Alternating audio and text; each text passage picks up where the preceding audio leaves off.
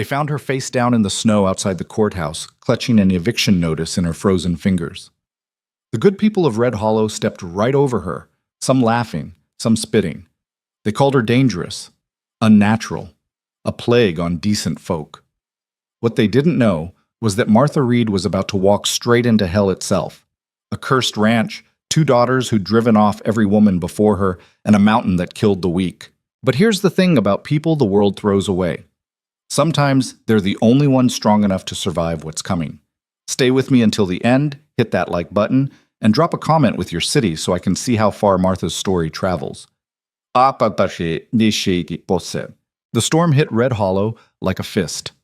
Martha Reed felt the first snowflake land on her cheek as she stood outside Thornton's General Store, her empty flour sack clutched against her chest. The wind came next, sharp enough to cut through her worn coat and the layers of wool underneath. She'd walked 3 miles into town that morning, 3 miles on roads that were already turning to ice. The store door opened behind her, and she heard the laughter spill out. Lord have mercy, look at the size of her. Shouldn't be allowed out in public like that. Husband's been dead 2 years, and she still eats like he's coming home for supper. Martha's hands tightened on the sack. She didn't turn around. Turning around meant seeing their faces, and she'd learned that seeing their faces only made the shame sit heavier in her chest. The voices belonged to Ruth Garrett and Susan Miller, women she'd known since childhood, women who'd brought casseroles to Samuel's funeral and then stopped speaking to her 3 weeks later. The door slammed shut. The laughter cut off. Martha started walking. The courthouse sat at the end of Main Street, a 2-story brick building with white columns that the town council had erected 15 years ago to prove Red Hollow was civilized. Martha had always thought it looked out of place, like someone had dropped a piece of Boston into the Montana frontier and expected it to take root. She wasn't supposed to be here today. The notice had come yesterday, hand-delivered by Deputy Morrison, who wouldn't meet her eyes when he passed her the envelope. She'd read it 3 times before the words made sense. Eviction proceedings. Failure to pay property taxes. 30 days to vacate. 30 days. Samuel had owned that house outright.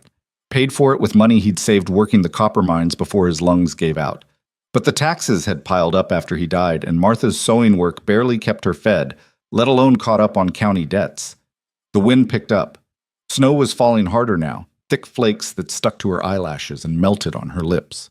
Her boots slipped on the icy boardwalk. She caught herself on a hitching post, felt the rough wood bite into her palm. Someone was watching her from across the street. She could feel their eyes.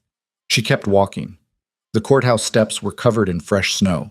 Martha climbed them slowly, one hand on the rail, her knees protesting with each step. The weight she carried wasn't just in her body. It was in her bones, in the tired ache that came from 2 years of sleeping alone in a cold house and waking up to a world that had decided she didn't matter anymore. The door was heavy. She had to lean her full weight against it to push it open. Inside, the courthouse was warm. Too warm.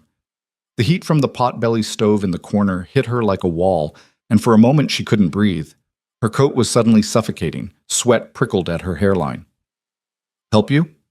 The clerk sat behind a tall desk, his spectacles perched on the end of his nose. He didn't look up from his ledger. "I'm here about the eviction notice," Martha said. Her voice came out smaller than she'd intended. "Name?" "Martha Reed." Now he looked up. His eyes traveled from her face down to her body and back up again. The judgment was quick, efficient, practiced. "You're 3 months behind, Mrs. Reed. Nothing I can do." "I have some money." She pulled a small cloth purse from her coat pocket. "It's not all of it, but I can get the rest. I just need more time. Can't accept partial payment, county policy." "Please." The word scraped out of her throat. "I've lived in that house for 12 years. My husband built the front porch with his own hands. I just need—" "Policy is policy, ma'am."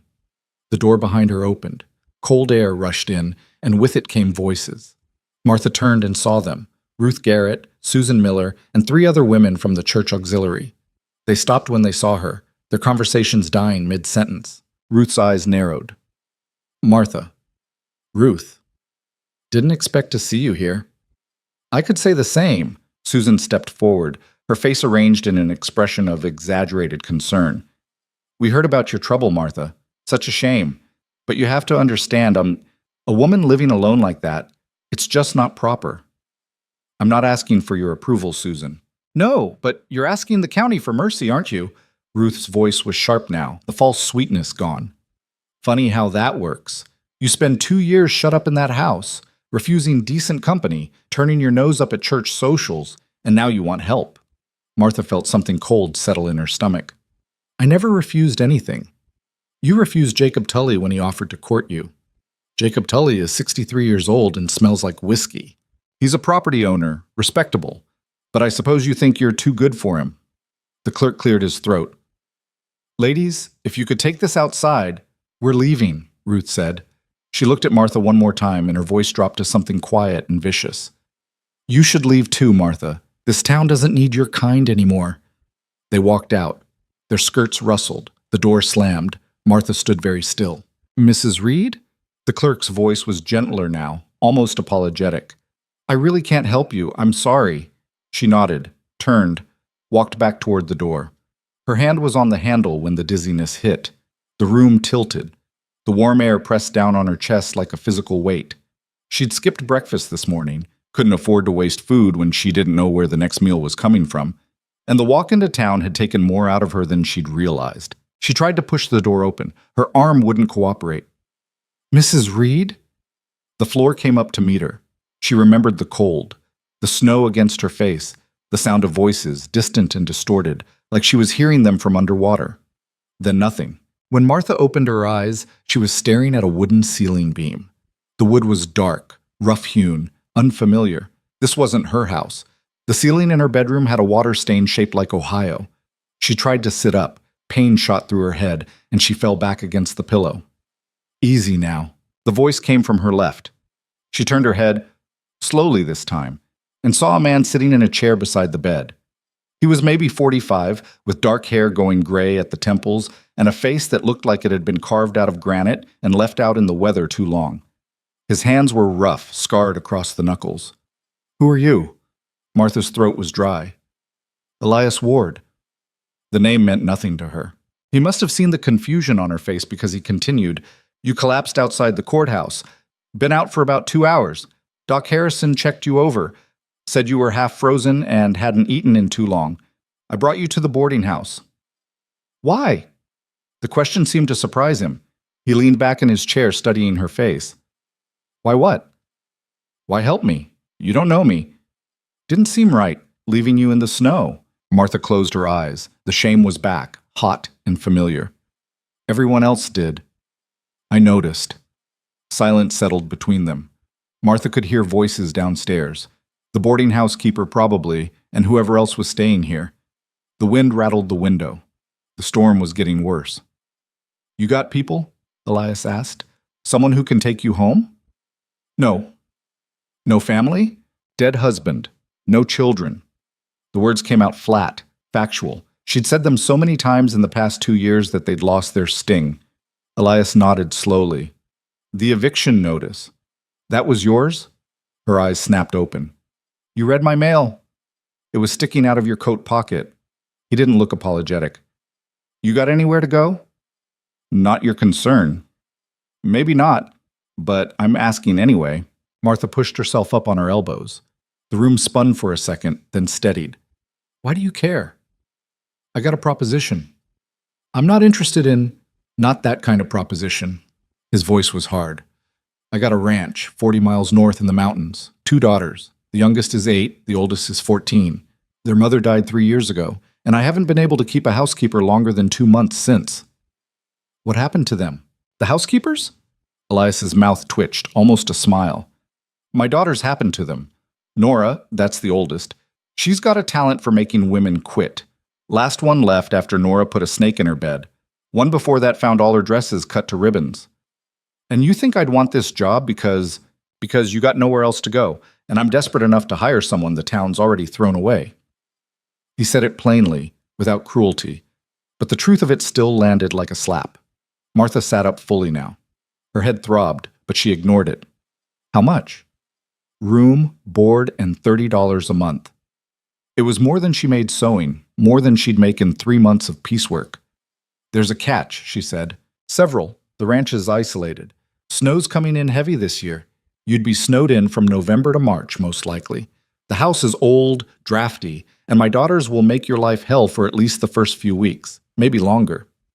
Why me? Elias stood up. He was tall, taller than Samuel had been, and there was something solid about him, like he was built from the same mountains where his ranch sat. Because every other woman who's come up that mountain has run back down it crying, and you look like someone who doesn't run. Martha stared at him. The room was quiet, except for the wind and the distant murmur of voices downstairs. I need to think about it, she said. Fair enough. I'm leaving tomorrow at dawn. You want the job? Be at the livery stable by first light. He walked to the door, then paused with his hand on the frame. For what it's worth, Mrs. Reed, I'm sorry about what happened out there. Town like this, people forget how to be decent. They didn't forget, Martha said quietly. They just decided I wasn't worth the effort. Elias looked at her for a long moment. Then he nodded and left. Martha didn't sleep that night. She lay in the narrow boarding house bed and listened to the storm rage outside. The wind howled. Snow pelted against the window. Somewhere down the hall, a door slammed. She thought about her house. The front porch Samuel built. The kitchen where she'd learned to make bread that actually rose instead of sitting in the pan like a brick. The bedroom where Samuel had died, his hand in hers, his lungs too scarred to pull in one more breath. She thought about Ruth Garrett's face. This town doesn't need your kind anymore. What was her kind? Widowed, heavy, alone, unwanted. She'd spent 2 years trying to be small enough, quiet enough, acceptable enough that Red Hollow would let her exist. And it hadn't mattered. They'd decided she was dangerous, not because of anything she'd done, but because she was a woman without a man, and that made her a threat to the careful order they'd built. The eviction notice was just the final nail. Martha rolled onto her side. Her body ached, not just from the fall, but from everything. From carrying weight the world told her was shameful, from working until her fingers bled to earn pennies, from the loneliness that sat in her chest like a stone. 2 daughters. Isolated ranch, mountains. It sounded like exile, but exile was better than erasure. At 4 a.m, Martha got out of bed. She packed her few belongings into the carpet bag she'd brought with her. 2 dresses, a spare pair of stockings, a wooden comb that had been her mother's, and the small leather pouch Samuel had given her the day before he died. She'd never opened the pouch. Couldn't bring herself to. Opening it would mean accepting that he was really gone, that whatever he'd saved for her was all she had left. She tucked it into the bottom of the bag and buckled the straps. Dawn was still an hour away when she left the boarding house. The storm had passed, leaving Red Hollow buried under a foot of fresh snow. The streets were empty, silent. Martha walked toward the livery stable. Her feet left deep prints in the snow. Behind her, the courthouse stood dark and cold, its white columns like teeth in the pre-dawn light. She didn't look back. Elias Ward was already at the livery when she arrived. He stood beside a wagon loaded with supplies, flour, sugar, coffee, salt pork, bolts of fabric. 2 horses were hitched to the front, their breath steaming in the cold air. He looked up when he heard her footsteps. Something shifted in his expression. Surprise, maybe, or relief. Didn't think you'd come, he said. Neither did I. Change your mind? Not yet. He nodded, held out his hand to help her onto the wagon seat. Martha hesitated. She wasn't used to men offering her help anymore. Wasn't used to anyone offering her anything except judgment. She took his hand. His grip was strong, steady. He didn't flinch at her weight. She settled onto the seat. Elias climbed up beside her and took the reins. It's a 2-day ride, he said. We'll stop at the way station tonight. Gets rough after that. Mountain roads aren't forgiving. I'm not looking for forgiveness. Elias glanced at her. The corner of his mouth twitched. Good. Because you won't find much of it where we're going. He clicked his tongue. The horses started forward. Red Hollow fell away behind them. The first day of riding was long and cold and miserable. The road north was barely a road at all, more like a suggestion of a path carved through the wilderness by people who'd given up on civilization. Snow had drifted across it in places, forcing Elias to guide the horses carefully around hidden rocks and frozen ruts. Martha had never been this far from Red Hollow. The farthest she'd traveled was Miles City, once, when Samuel needed to see a doctor. But this was different. This was leaving behind everything she'd known, the town where she'd been born, the house where she'd become a wife and then a widow, the graves in the churchyard where her parents and Samuel were buried. She thought she'd feel more about that, Sadness, maybe. Regret? Instead, she felt nothing. Just cold. "You always this quiet?" Elias asked around noon. They'd stopped to rest the horses and eat a quick meal of bread and dried meat. "You always this talkative?" Martha shot back. He huffed, almost a laugh. Fair point. They ate in silence. Martha watched the landscape roll past. The flatlands were giving way to foothills now, the ground rising in gentle swells that would eventually become mountains. Pine trees appeared, dark green against the white snow. "Your daughters," Martha said. "Tell me about them." Elias was quiet for a long moment. When he spoke, his voice was careful, like he was choosing each word. "Nora's 14. Looks like her mother. Same dark hair, same temper. She's been angry since the day Caroline died. Takes it out on anyone who gets close." "And the younger one?" "Elsie." His voice softened. "She's 8. Hasn't spoken since we buried her mother." Martha looked at him. "Not a word?" "Not one. You take her to a doctor?" 3 of them. They all said the same thing. Nothing wrong with her throat or her tongue. It's in her mind, they said. She'll talk when she's ready. 3 years is a long time to wait. "I know." Martha thought about that. A child locked in silence for 3 years. A teenage girl turning violence on anyone who tried to replace her mother. A man desperate enough to hire a stranger. This wasn't a job. This was a battlefield. "Why are you really hiring me?" she asked. Elias looked at her. His eyes were gray, the color of storm clouds. "Because I'm out of options.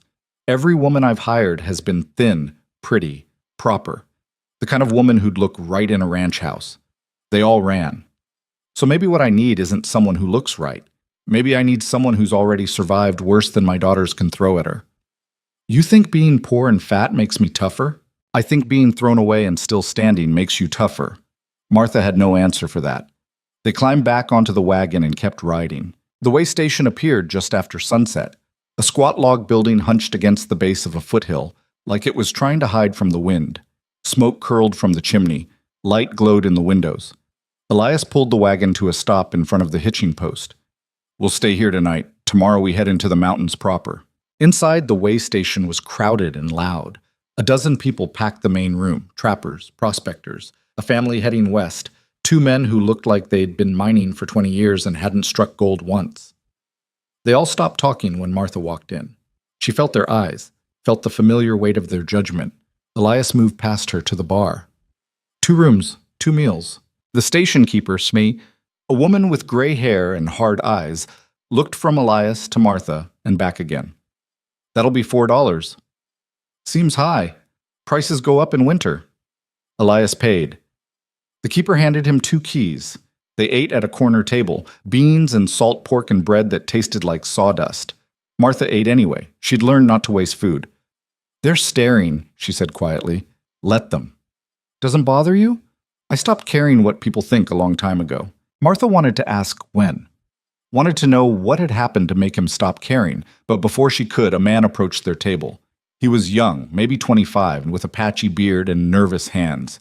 "You heading up to the Ward place?" Elias looked up. "Why?" "Just, folks say it's cursed, say bad things happen up there." "Folks say a lot of things. My cousin worked for you last summer. She left after 2 weeks. Wouldn't talk about it, but she was scared. Real scared. Your cousin put her hand in a hornet's nest trying to steal honey from my barn. She left because she's an idiot." The young man's face flushed red. "You calling my family?" "I'm calling your cousin an idiot. Now get away from my table." The man hesitated. For a second, Martha thought he might swing, but something in Elias's face made him think better of it. He backed away, muttering. Elias went back to his food like nothing had happened. "Does that happen often?" Martha asked. "The cursed house talk? Every time I come to town." "Is it true? Is the house cursed?" Elias smiled, but there was no humor in it. "Depends on what you believe.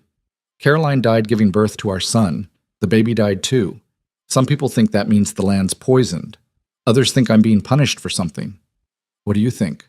"I think my wife had a difficult pregnancy and the nearest doctor was 40 miles away. I think bad luck isn't the same as a curse." He pushed his plate away. "But people need their stories. Makes them feel better about their own lives when they can point to someone worse off."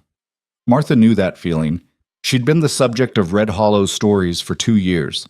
They finished eating in silence and went upstairs to their rooms. Martha's room was small, barely big enough for the narrow bed and washstand. She sat on the edge of the bed and unlaced her boots. Her feet were swollen, her legs aching from the long day in the wagon. She thought about tomorrow, about the mountains, about two girls who would hate her on sight. She thought about turning back. But where would she go? Red Hollow was behind her, literally and figuratively. She had no money, no home, no future there. The only direction left was forward. Martha lay down without undressing. Sleep came slowly, and when it did, she dreamed of snow and empty houses and a silence so deep it felt like drowning. The mountains were worse than Martha imagined. The road, if you could even call it a road, wound up through passes so narrow the wagon wheels scraped against rock on both sides. The horses struggled, their hooves slipping on patches of ice. Twice they had to stop while Elias cleared fallen branches from the path. The trees grew thicker as they climbed, pines so tall they blocked out the sun. The temperature dropped. Martha's breath came out in white clouds. How much farther? She asked around midday. 4 more hours, maybe 5. Martha's back ached. Her hands were numb despite the gloves Elias had given her. You could have warned me it was this bad, she said. Would you have come if I did?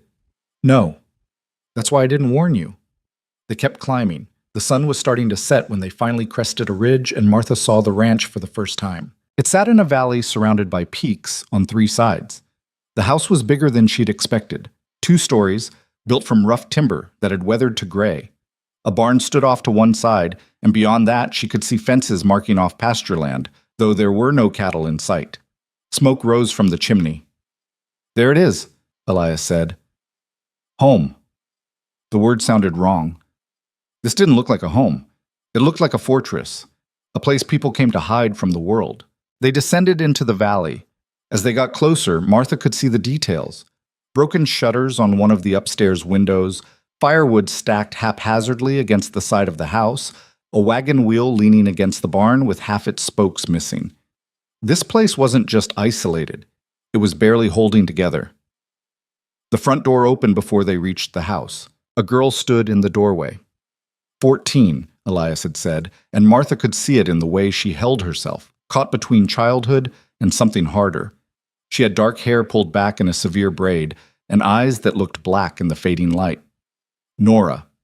Elias pulled the wagon to a stop. Nora, where's your sister? Inside. The girl's voice was flat, emotionless. This is Mrs. Reed. She'll be working here. Nora's eyes traveled over Martha slowly, deliberately, taking in every inch of her. The judgment was instant and complete. Another one? Nora said. How long do you think this one will last? That's enough. A week, 2 weeks. Nora smiled, and it was the coldest thing Martha had ever seen on a child's face. I give her 3 days. I said that's enough. But Nora wasn't looking at her father anymore. She was looking at Martha, and her smile widened. Welcome to hell, Mrs. Reed. Then she turned and walked back into the house, leaving the door open behind her. Elias climbed down from the wagon. I'm sorry about that. Martha was still staring at the open door, at the darkness inside. Don't be, she said quietly. I've been through worse. But even as she said it, she wondered if it was true. She'd survived poverty, widowhood, public humiliation. But this? 2 daughters, isolated mountains, a house that felt wrong even from the outside. Martha climbed down from the wagon. Her legs nearly buckled when her feet hit the ground. Elias caught her elbow. You all right? Fine. You're not fine. You're exhausted. I said I'm fine. He let go of her arm. Stubborn. You have no idea. Martha picked up her carpet bag and walked toward the house. Her heart was pounding. Her hands were shaking, but she kept walking. The door was still open. Light spilled out onto the snow. Martha stepped inside. The house was cold, not just temperature cold, but empty cold, the kind of cold that comes from years of grief soaked into the walls. The main room was large, a kitchen on one side, a sitting area on the other, a staircase leading up to the second floor. The furniture was sparse, functional. No decorations, no warmth. A fire burned in the hearth, but it didn't help. Nora stood by the stairs, arms crossed, and beside her, half hidden in shadow, was a smaller figure, Elsie. The girl was tiny, too thin, with pale skin and hair the color of wheat. She stared at Martha with wide eyes, but didn't make a sound. Elsie, Elias said gently. This is Mrs. Reed. She's going to be staying with us. The girl didn't move, didn't blink. Say hello, Elsie, Nora said. Her voice was mocking. Oh, wait, you can't. Nora, it's true, isn't it? She can't talk, and you can't fix her. So you keep bringing strangers into our house hoping one of them will work a miracle. Nora's voice rose. But miracles don't exist, Father. Mother's dead, the baby's dead, and no fat widow from town is going to change that. The words hit like stones. Elias's face went white. Go to your room. Why? So you can pretend this will work? So you can... Now, Nora flinched. For just a second, the hard mask slipped, and Martha saw the girl underneath, scared, grieving, barely holding on. Then the mask came back. Nora turned and ran up the stairs. A door slammed. Silence. Elsie was still standing there, staring at Martha. Her expression hadn't changed. Martha knelt down slowly, ignoring the protest from her knees. She met the girl's eyes. Hello, Elsie, she said quietly.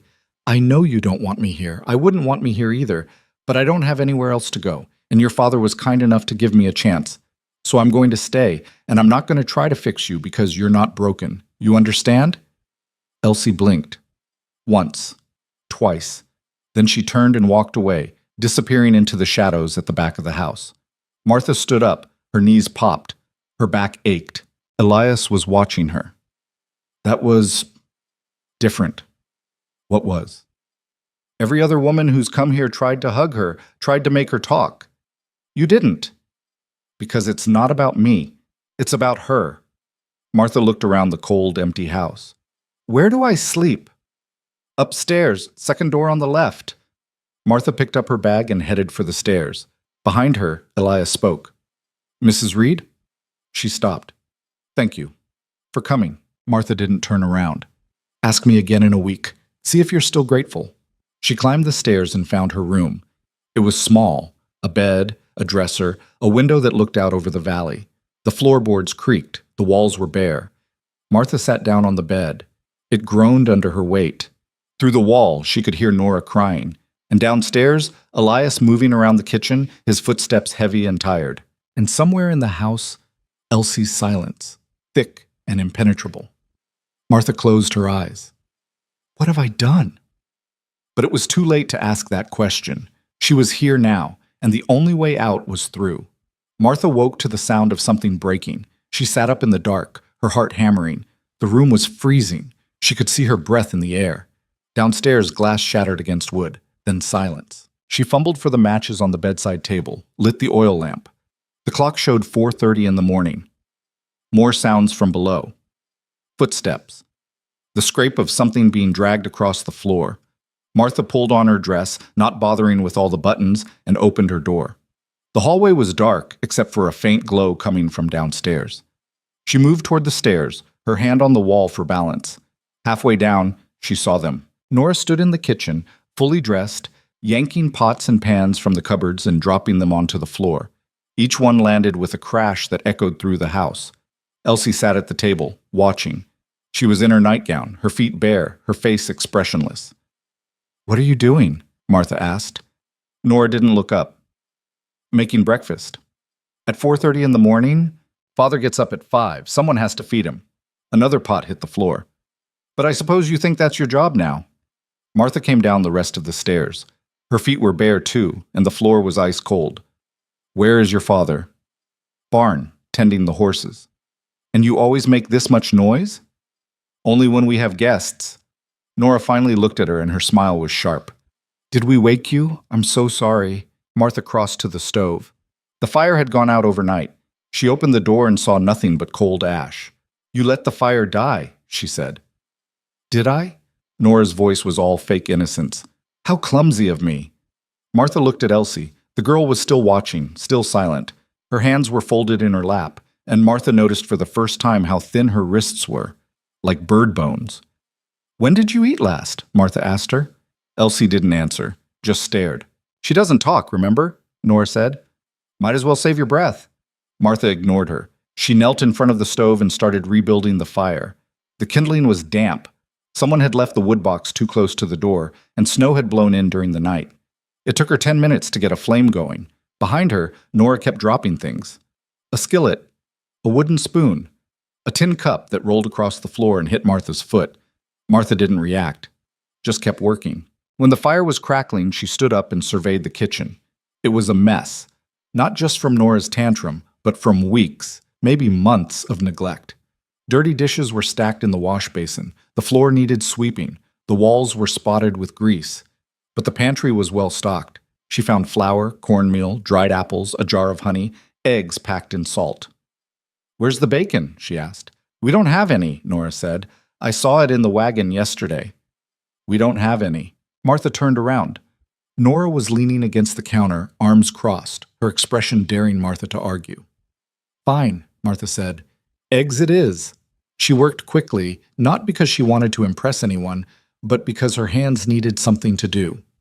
She made cornmeal mush with honey and dried apples stirred in, scrambled eggs with wild onions she found hanging in the pantry, and strong coffee that filled the kitchen with a smell that actually felt warm. Nora watched the whole time, waiting, expecting something. Martha could feel the girl's eyes on her back. When the food was ready, Martha set 3 plates on the table. Elsie hadn't moved. She sat perfectly still, like a doll someone had placed in a chair and forgotten. "Eat," Martha said. Elsie looked down at the plate, then up at Martha, then at Nora. "You don't have to," Nora said quickly. "She's not Mother. She can't tell us what to do." "I'm not telling you to do anything," Martha said. "I'm offering you food. You can take it or leave it." She fixed her own plate and sat down. Her chair creaked alarmingly. For a long moment, nobody moved. Then Elsie picked up her spoon. Slowly, carefully, she took a bite of the mush. Chewed. Swallowed. Nora's face went red. "Elsie," but Elsie kept eating, small bites, methodical, her eyes on her plate. Nora stared at her sister like she'd been betrayed. Then she grabbed her coat from the hook by the door and stormed out into the dark. The door slammed. Martha and Elsie sat in silence. Martha ate her breakfast and tried not to look at the girl too directly. She'd learned that with frightened animals, direct eye contact made them bolt. After a few minutes, Elsie pushed her plate away. She'd eaten maybe a third of it. "Not hungry?" Martha asked. Elsie shook her head. "All right, you can go if you want." The girl slid off her chair and padded toward the stairs. But halfway there she stopped, turned around, looked at Martha with those wide, pale eyes. Martha waited. Elsie's mouth opened, closed, opened again. Nothing came out. Then she turned and ran up the stairs, her bare feet slapping against the wood. Martha sat alone in the kitchen, drinking her coffee, watching the sky lighten outside the window. The door opened. Elias came in, stamping snow from his boots. He stopped when he saw the table. "You cooked." "Someone had to." He looked at the 2 empty plates. "The girls ate?" "Elsie did. Nora's outside somewhere, probably freezing out of spite." Elias almost smiled. "Sounds about right." He hung his coat and sat down. Martha poured him coffee. "She broke half your dishes," Martha said. "I know." "And let the fire go out." "I know." "And stole the bacon. Probably buried it in the snow." Elias picked up his fork. "She does that. Hides things. Food, clothes, tools. Found my good hammer in the hen house last month." "You let her get away with it?" "Didn't say that. Said I know about it." He took a bite of eggs, and something in his face shifted. "These are good. They're eggs. First decent meal I've had in 6 months." They ate in silence. Outside, the sun was rising, turning the snow-covered valley pink and gold. It was beautiful in a harsh, indifferent way, the kind of beauty that didn't care if you appreciated it or not. "Your wife," Martha said. "How long were you married?" Elias set down his fork. 16 years. "You loved her?" "Yes." "The girls loved her too?" "Yes." Martha looked at him. "Then you need to stop expecting them to forget her." Elias's jaw tightened. "I'm not asking them to forget. You're asking them to let someone else take her place. That's the same thing to them. So what am I supposed to do? Let the house fall apart? Let them run wild?" "I don't know," Martha said honestly. "But hiring a new woman every 2 months and acting surprised when they hate her isn't working." Elias stared at her for a long moment. Then he stood up, took his plate to the wash basin, and walked out without another word. Martha sat alone again, finishing her coffee. Through the window, she could see Nora emerging from the barn. The girl's face was red from cold, her hands shoved deep in her pockets. She saw her father crossing the yard and changed direction, avoiding him.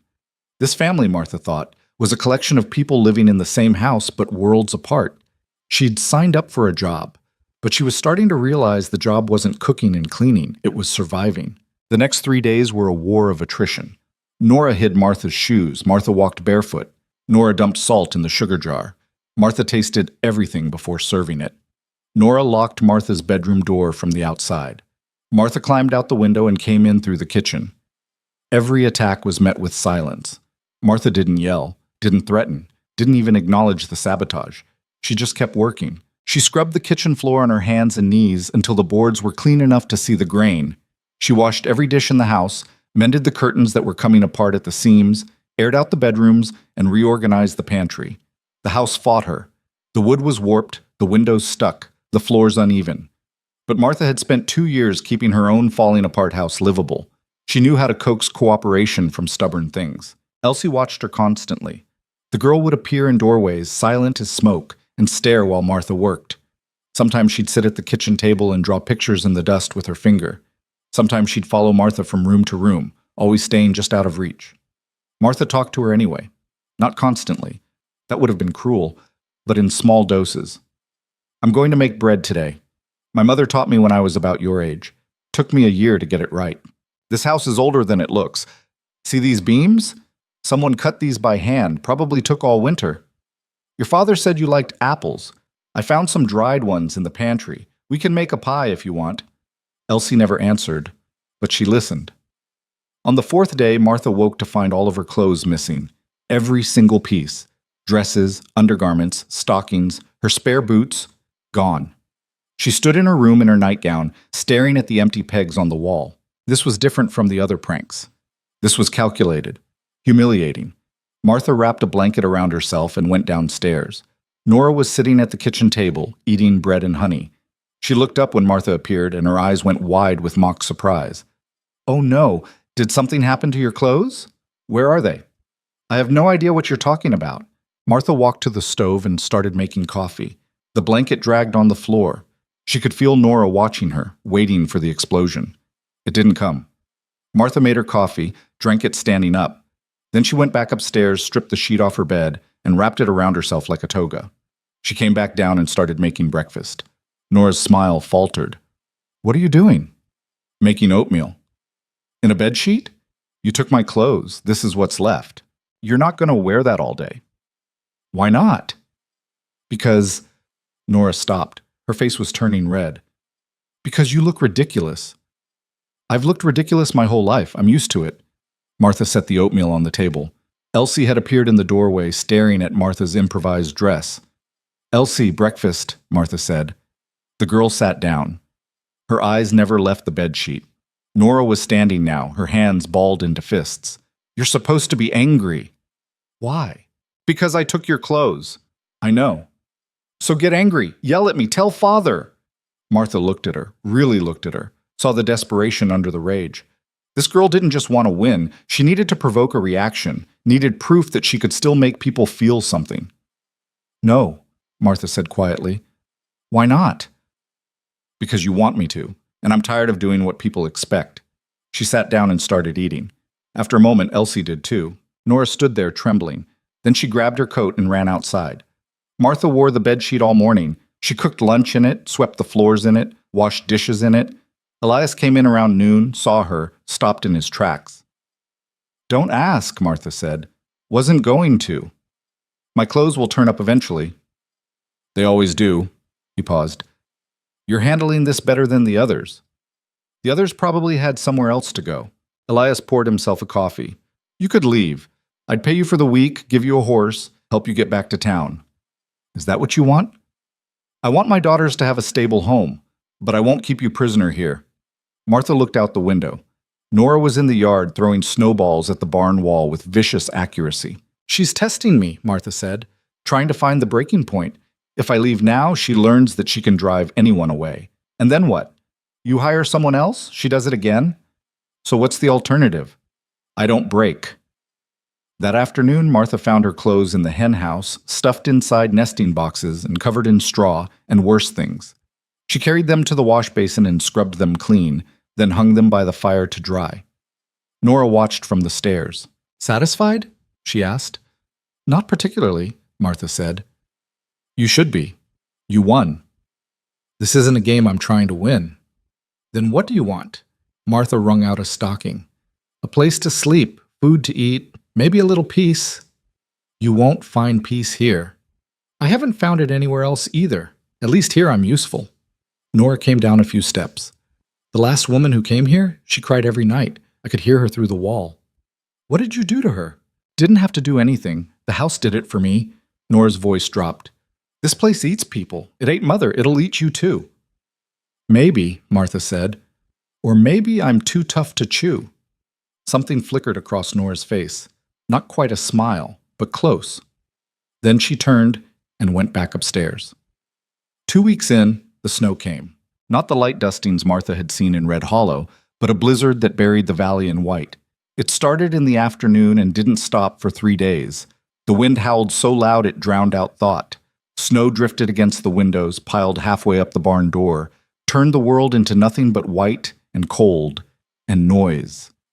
They were trapped inside. Elias spent most of his time in the barn, checking on the horses and the few cattle they'd brought in from the pastures. He'd come in for meals, snow-covered and silent, eat quickly, and go back out, which left Martha alone with the girls. Nora had gone quiet. The pranks had stopped, but so had the talking.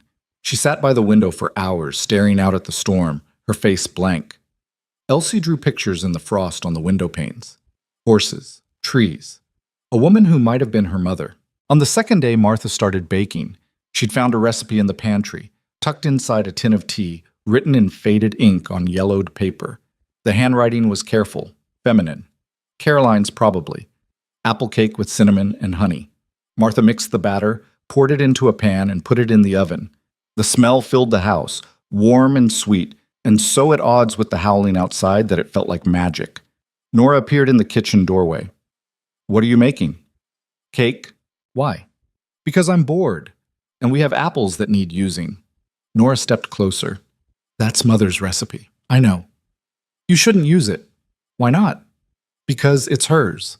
Martha pulled the cake from the oven. It had risen perfectly, golden brown on top. Your mother's gone. The recipe isn't. Seems like a waste to let it sit in a tin forever. Everything in this house was hers, Nora said. Her voice was shaking. The curtains, the dishes, the furniture. Even the bedroom Father sleeps in. She touched all of it. And now you're here touching it too, like you have the right. Martha set the cake on the table to cool. You're right. I don't have the right. I didn't know your mother, didn't earn my place here.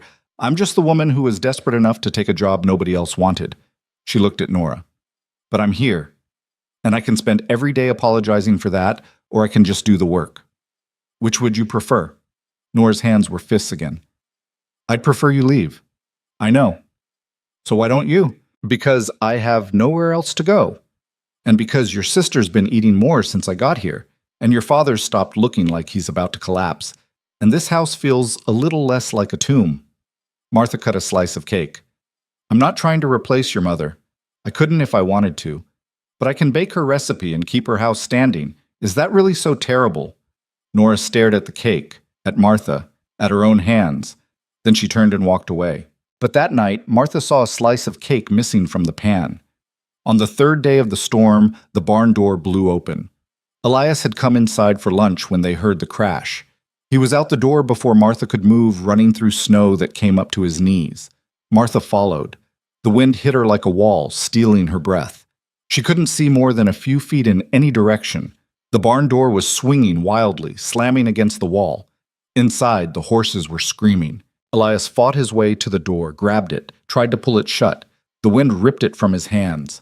Martha reached him. Together they hauled on the door, their feet sliding in the snow. The wind fought them.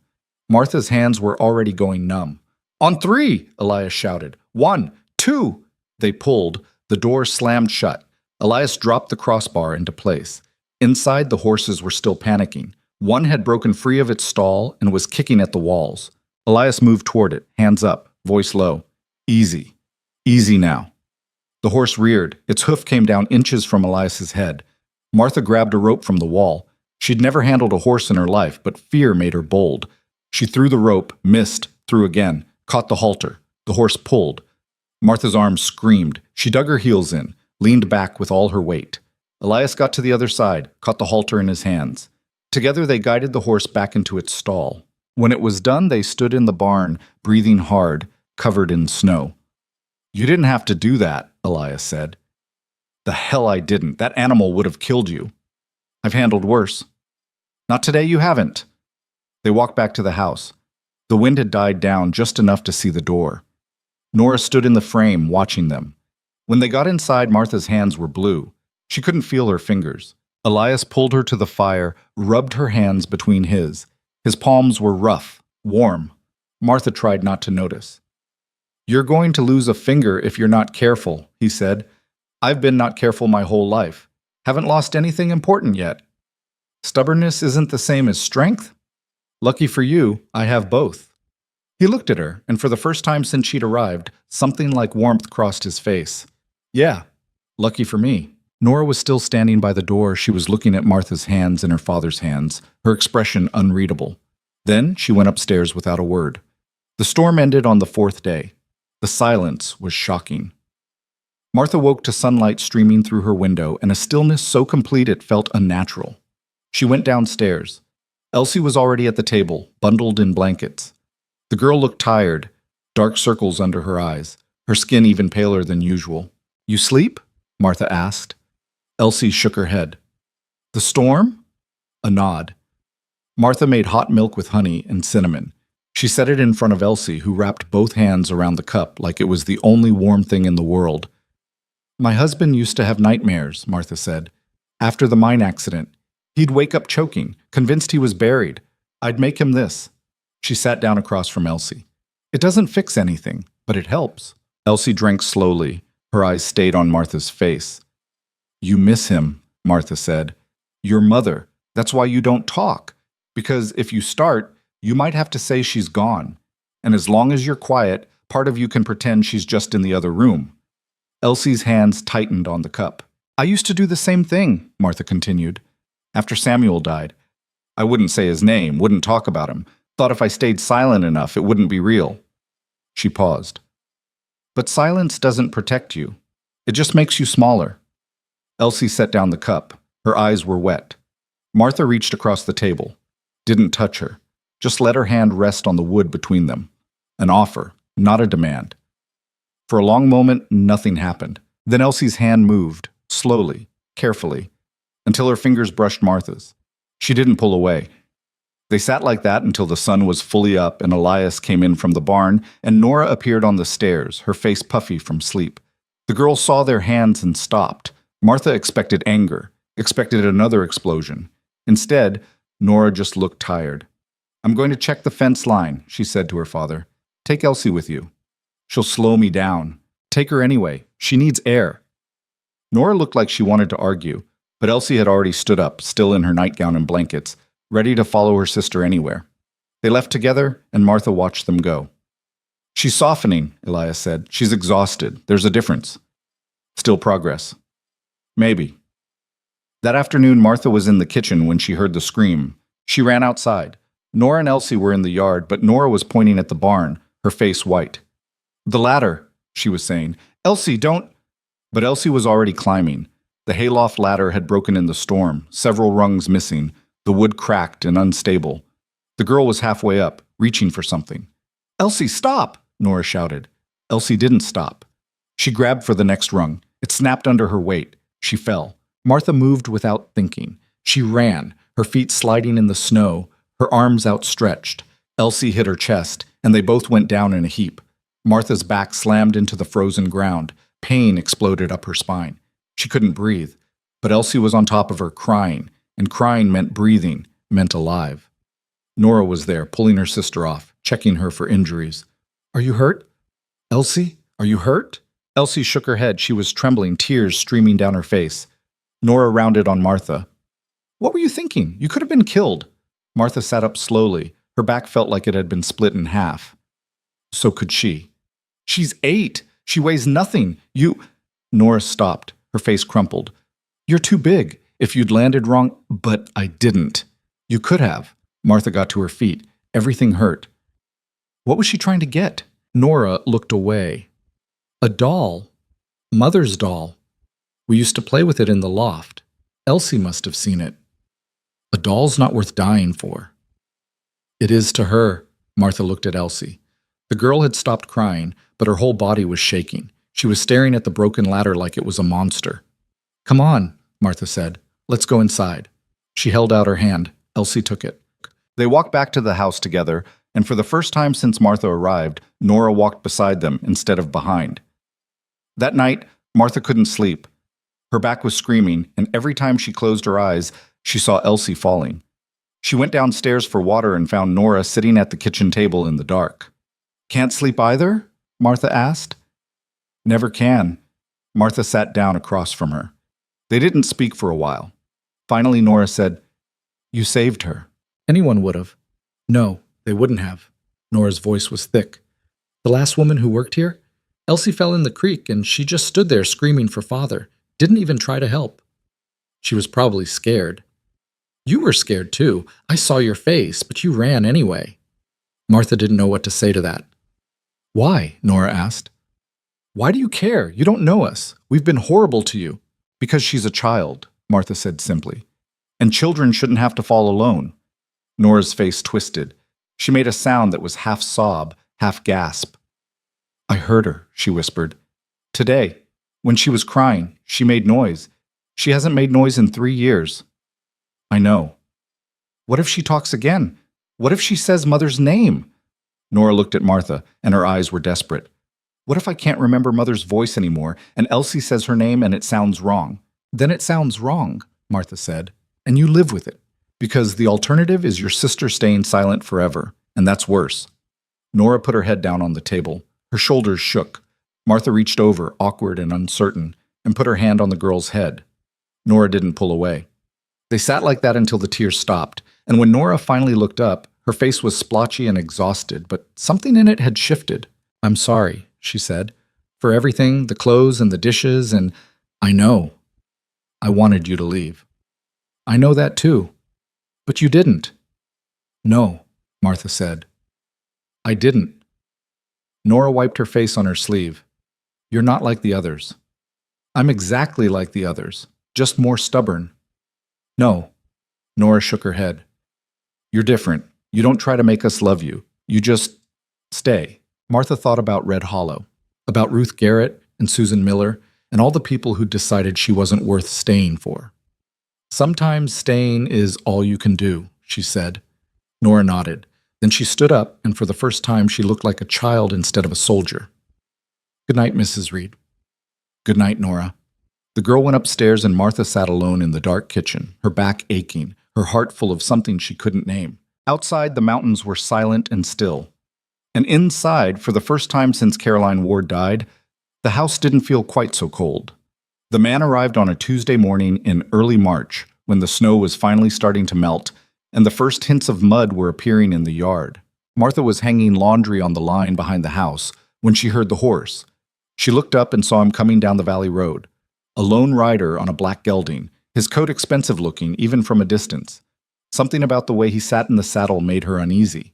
She left the laundry and went to find Elias. He was in the barn, repairing a harness. Someone's coming, she said. He looked up. Expecting anyone? No. They walked out together. The rider had reached the house.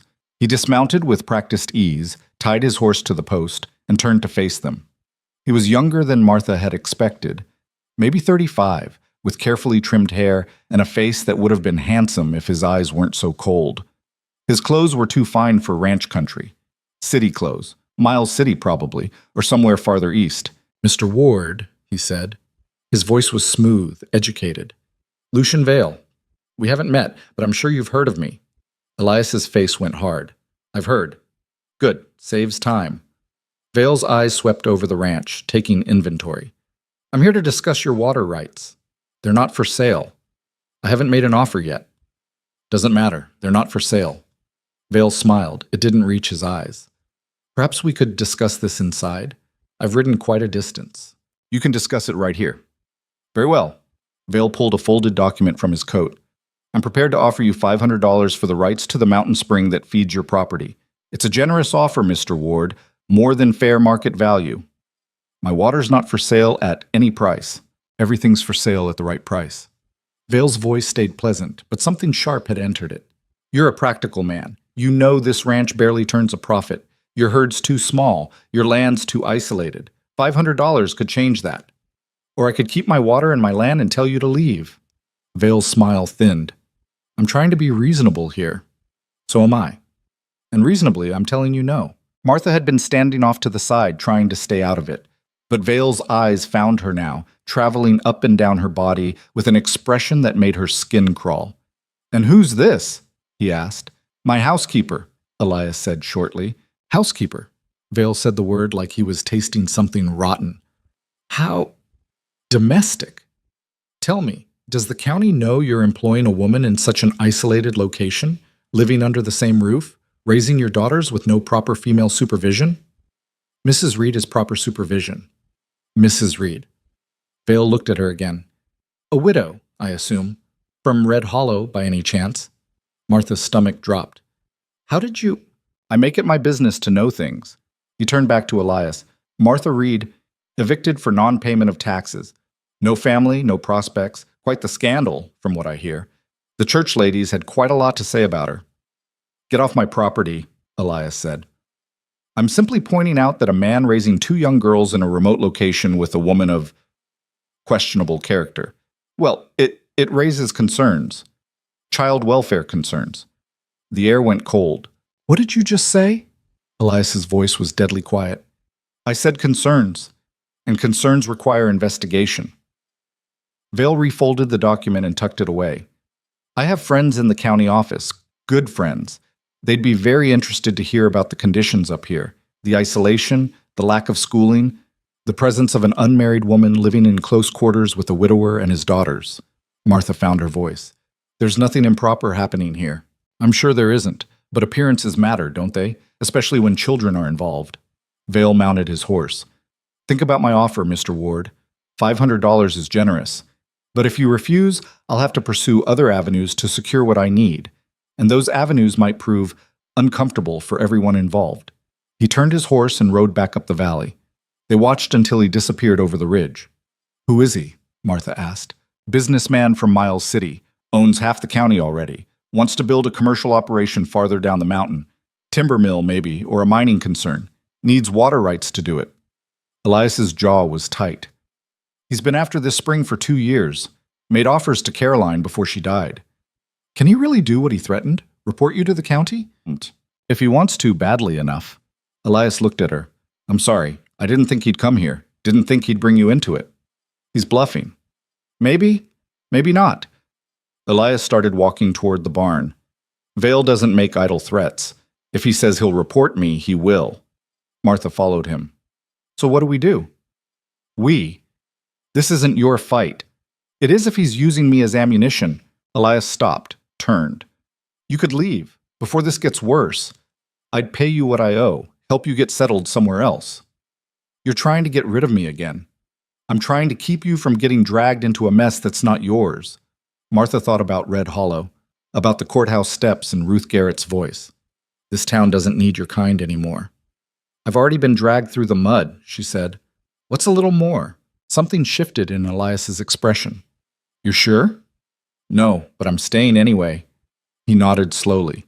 Then he went into the barn, and Martha stood alone in the yard, watching the place where Vale had disappeared.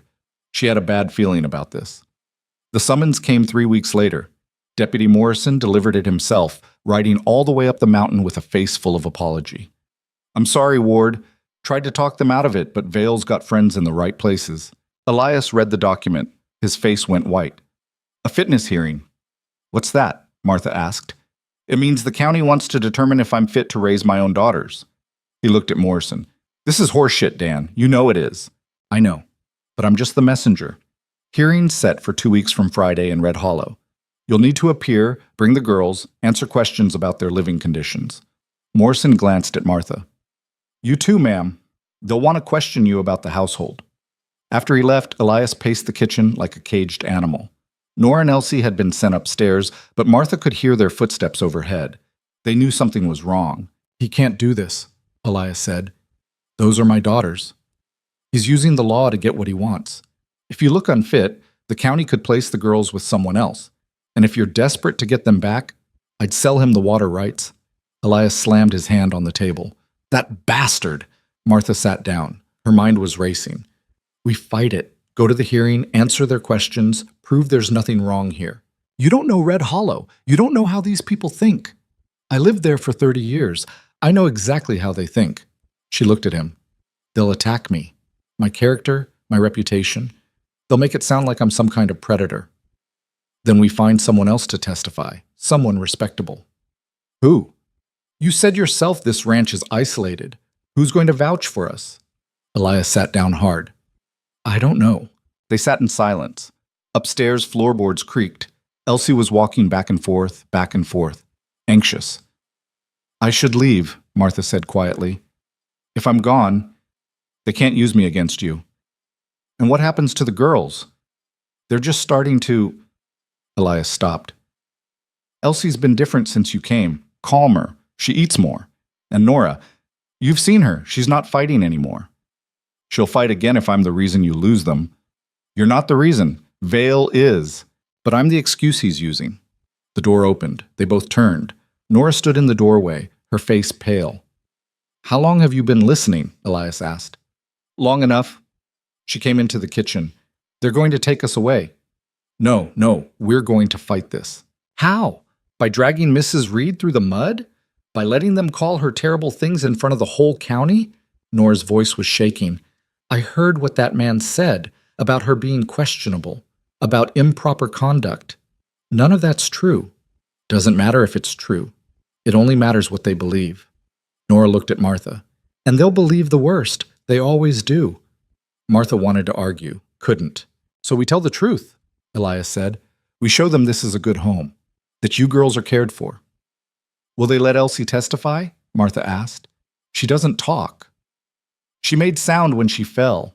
You heard it, Nora. She cried. Nora nodded. But she hasn't done it since. Maybe she would, if she understood what was at stake. You want to put that pressure on an 8-year-old? Elias shook his head. No, we'll figure something else out. But the next 2 weeks passed without a solution. Elias rode to Red Hollow twice trying to find someone who would testify on their behalf. He came back both times empty-handed. Everyone I talked to said the same thing, he told Martha. They don't want to cross Vale. He owns too much, knows too many people. Getting on his bad side means losing business. What about the church? The church ladies are the ones pushing hardest for this hearing. Of course they were. Martha could picture Ruth Garrett's face, Susan Miller's fake concern. This was their chance to prove they'd been right about her all along. The night before the hearing, Martha couldn't sleep. She got up and found Elsie sitting on the stairs in her nightgown. Can't sleep either? Martha asked. Elsie shook her head. Martha sat down beside her. You scared? A nod. Me too. They sat in silence for a while. Then Elsie reached over and took Martha's hand. Her fingers were small, cold. I don't know what's going to happen tomorrow, Martha said quietly, but I want you to know something. Whatever those people say about me, whatever they call me, none of it changes how I feel about you and your sister. You understand? Elsie squeezed her hand. And if things go badly, if they decide I can't stay here anymore, you'll be all right. Your father loves you. Nora loves you. You're going to be all right. Elsie's other hand moved. She pointed at Martha, then at her own chest. Then she held up her hand, fingers spread. Martha frowned. I don't... Elsie did it again, pointed at Martha, at herself, 5 fingers. And then Martha understood. You, me, family. Her throat closed up. Yeah, sweetheart, family. Elsie leaned against her shoulder. They sat like that until the house got cold and Martha's legs went numb. And when they finally went back to bed, Martha's face was wet with tears she couldn't quite explain.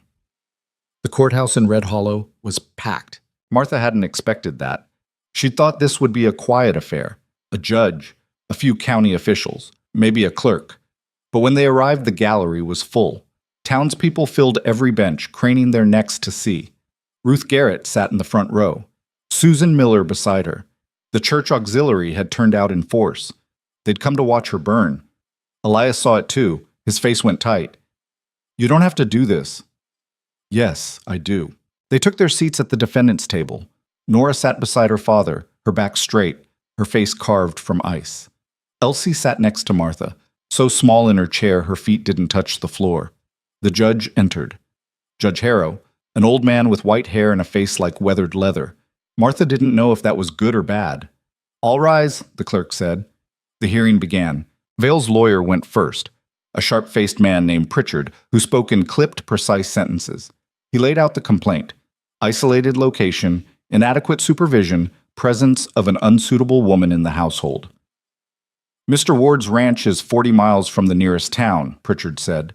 The children have no access to schooling, no regular contact with other children, no female role model except for the defendant, Mrs. Martha Reed. Mrs. Reed is not the defendant here, Judge Harrow said. Isn't she? This entire case revolves around her presence in that household. Pritchard turned to the gallery. Mrs. Reed was evicted from her home for non-payment of taxes. She has no family, no references, no history of employment in childcare, and yet Mr. Ward has installed her in his remote ranch house, where she lives in close quarters with him and his two impressionable daughters. Whispers rippled through the crowd. The implication being, the judge asked, that the situation is at best inappropriate and at worst dangerous. These children deserve better than to be raised in isolation by a man and a woman who are not married and have no legal right to cohabitate. We're not cohabitating, Elias said. She works for me. In what capacity exactly? Housekeeper, governess, companion? Pritchard smiled. The lines seem rather blurred. The lines are clear. She cooks, cleans, and looks after my children, that's all. And sleeps under the same roof, eats at the same table, spends long winter nights isolated with you while your daughters sleep upstairs. Pritchard let that hang in the air. Surely you can see how this appears. Elias stood up. Nothing improper is happening in my house. Sit down, Mr. Ward, the judge said. He's making it sound like I said sit down. Elias sat. His hands were shaking. Pritchard called his first witness, Ruth Garrett. She took the stand looking pleased with herself, her dress pressed, her hair arranged just so.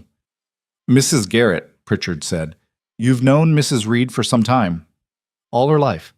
We grew up together in Red Hollow. And what can you tell us about her character? Ruth folded her hands primly. Martha was always troubled, even as a girl. She was large, you see, unnatural-sized, and after her husband died, she became reclusive, refused help from the church, refused companionship. It was clear she had no interest in living a proper Christian life. Objection, Elias said. What does her size have to do with anything? It speaks to her nature, Ruth said. A woman who can't control her appetites. That's enough, the judge said. But the damage was done. Martha could feel every eye in the room on her body. Mrs. Garrett, Pritchard continued, in your opinion, is Mrs. Reed fit to serve as a female role model for young girls? Absolutely not. She's a widow living alone with a man. She has no morals, no decency. Those poor girls are being corrupted by her mere presence. Martha's fingernails dug into her palms. Thank you, Mrs. Garrett. Susan Miller went next. Then two other women from the church auxiliary. They all said the same things in different words. Improper, indecent, unfit.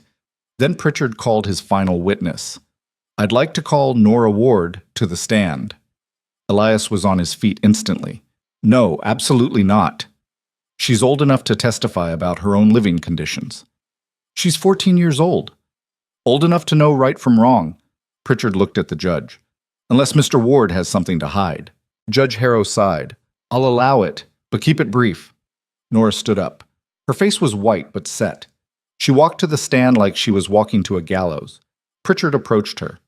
Miss Ward, you've been living with Mrs. Reed for several months now, is that correct? Yes? And how has that been?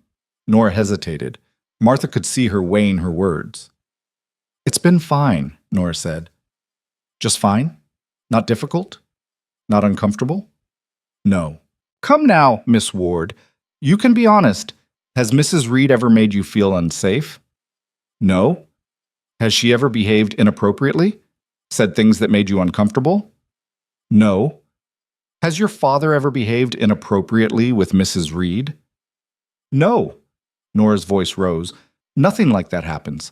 Mrs. Reed cooks and cleans. Father works the ranch. We're just trying to survive up there. Survive? Pritchard seized on the word. An interesting choice. Why survive? Why not thrive? Because it's hard. The ranch is hard. The winter's hard. Everything's hard. And yet your father insists on keeping you there, in that hard, isolated place, with a woman whose reputation is questionable at best. Pritchard leaned in. Wouldn't you and your sister be better off somewhere else? Somewhere safe? With a proper family? Nora's hands gripped the armrests. We are a proper family. Are you? Your mother's dead. Your father's struggling. And the only woman in your life is a stranger who is desperate enough to take any job offered. She's not a stranger anymore. What is she then? Nora opened her mouth, closed it. Martha could see her struggling. Nora's voice cracked. She's the one who stayed. The courtroom went quiet. The one who stayed, Pritchard repeated, because she had nowhere else to go. No, because we needed her and she knew it, and she stayed anyway. Tears were running down Nora's face now. Everyone else left. Every woman father hired, they all left. But Mrs. Reed stayed, even when I was horrible to her, even when I tried to drive her away. She stayed. Miss Ward, she saved my sister's life, Nora was shouting now. Elsie fell and Mrs. Reed caught her. She could have been hurt, could have broken her back, but she did it anyway because she cares about us. That's very touching, Pritchard said. But caring isn't enough to make someone fit to raise children. Then what is? Because those women in the gallery calling her unfit? They watched her collapse in the snow and they laughed. They mocked her. They treated her like she was nothing. Nora pointed at Ruth Garrett. You talk about morals? You left a woman to die in the street and you call that moral? Nora, that's enough, Elias said. But Nora wasn't done. Mrs. Reed is twice the woman any of you are. And if you take us away from her and father, if you give us to some proper family that doesn't want us, I'll run away. I swear I will. I'll take Elsie and we'll disappear and you'll never find us. Miss Ward, sit down, the judge said. Not until you listen. Nora turned to Judge Harrow. We're not being abused. We're not being neglected. We have food. We have shelter. We have people who love us. Isn't that enough? Or does it not count because Mrs. Reed is fat and poor and from Red Hollow? Nora! Elias's voice was sharp. Nora sat down. Her whole body was shaking. The courtroom erupted in whispers. Judge Harrow banged his gavel. Order! Order! The noise died down slowly. Pritchard stood there, looking smug. Your Honor, I think the child's emotional outburst proves my point. These girls are living in an unstable environment. They need structure, guidance. They need to be left alone, someone said. Everyone turned. Elsie had stood up from her chair. The courtroom froze. Elsie's face was white. Her hands were trembling, but she was standing, and her eyes were fixed on Lucian Vale, who sat in the front row beside Pritchard. She pointed at him. Bad man, she said. Her voice was small, rough from disuse, but it carried in the silence. Bad man, she said again. Then she started to cry, and Martha scooped her up, and the courtroom exploded. Judge Harrow's gavel came down like thunder. Order! I will have order in this court. But it took 5 minutes to get the room quiet again. People were shouting, arguing. Ruth Garrett looked like she'd been slapped. Vale's face had gone red. When silence finally fell, the judge looked at Elsie, still in Martha's arms. That child just spoke for the first time in 3 years, he said slowly, and her first words were to call the plaintiff a bad man. He turned to Vale. Mr. Vale, I'm going to ask you directly. What's your interest in this case? Vale stood up. I'm a concerned citizen. The welfare of children. Horseshit. The judge's voice was flat. You want the Ward property. You've been trying to buy those water rights for years. And when Mr. Ward refused to sell, you found another way to pressure him. That's an outrageous accusation. Is it? Because it seems mighty convenient that this hearing comes right after Mr. Ward turned down your latest offer. Judge Harrow looked at Pritchard. And you? Did Vale pay you to bring this case? Pritchard's face went white. That is, my client. Your client is a man trying to use the county legal system to steal another man's land, and you helped him do it. The judge stood up. This hearing is over. The complaint is dismissed. Mr. Ward, you're free to go. Take your daughters home. The courtroom erupted again. Vale was on his feet shouting. Ruth Garrett looked like she'd bitten into something rotten. Elias grabbed Martha's arm. We need to leave. Now. They pushed through the crowd. People were yelling at them, at each other. Someone grabbed Martha's sleeve. She yanked free. They made it outside. The air was cold, clean after the suffocating courthouse. Elias helped Martha into the wagon, Elsie still in her arms. Nora climbed up beside them. As they pulled away, Martha saw Vale standing on the courthouse steps. He was staring at them, his face a mask of cold fury. This isn't over, he called after them. You hear me, Ward? This isn't over. Elias didn't look back. He snapped the reins and the horses broke into a trot. They rode in silence for the first hour. Elsie had fallen asleep in Martha's lap, exhausted from crying. Nora sat beside her father, staring at nothing. Finally, Elias spoke.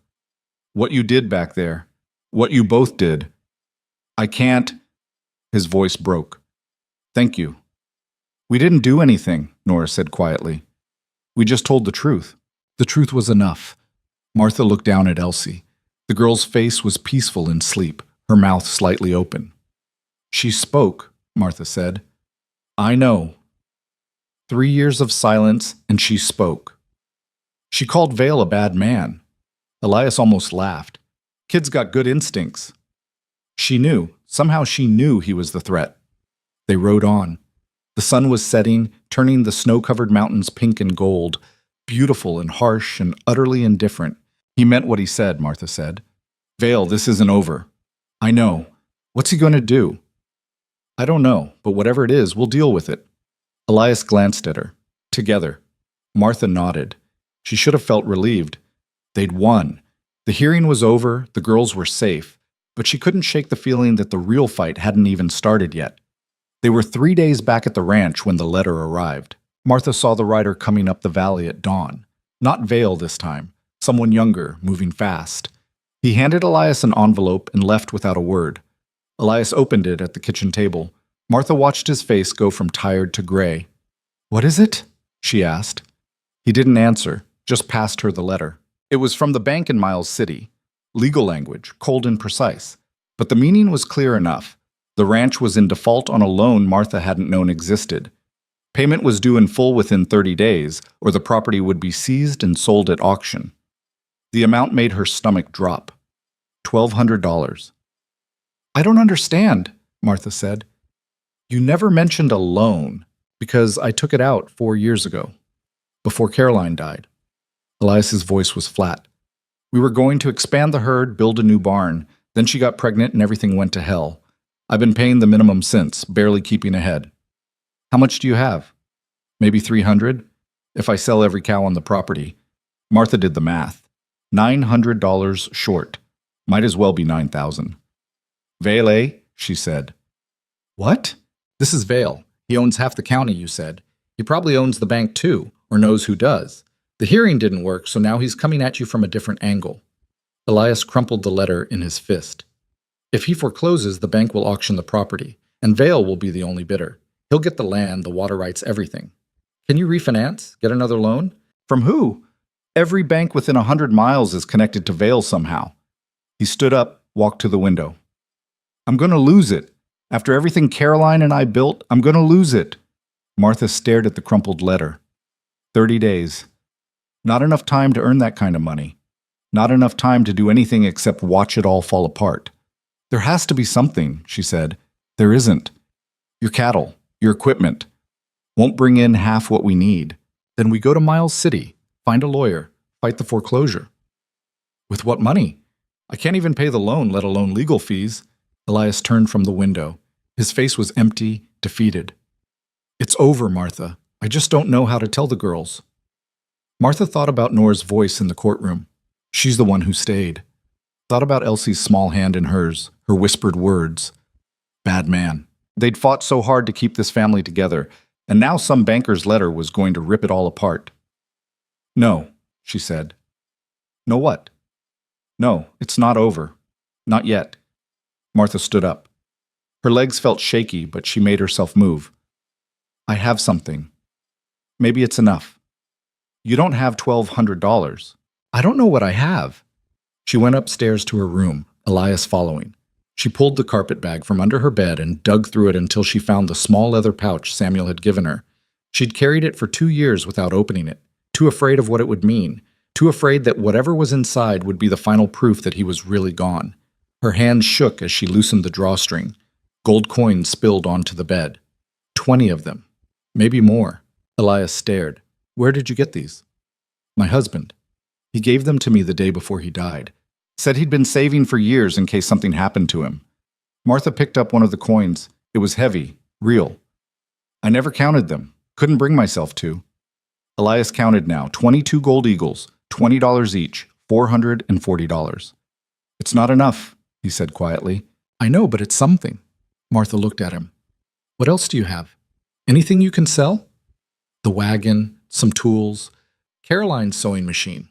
Martha thought about the sewing machine she'd seen in the corner of the bedroom, covered in dust. How much would that bring? Maybe $50 if I can find a buyer. And the cattle? $300, like I said. Martha did the math again. $440 plus $50 plus $300, $790. Still $300 short. But it was closer than they'd been 5 minutes ago. We go to Miles City, Martha said. Sell everything we can. See how close we can get. And if we're still short, then we figure something else out, but we don't give up. She looked at the coins on the bed, Samuel's life savings, the only thing she had left of him. We don't give up. Elias looked at her for a long moment. I can't take your husband's money. You're not taking it. I'm giving it.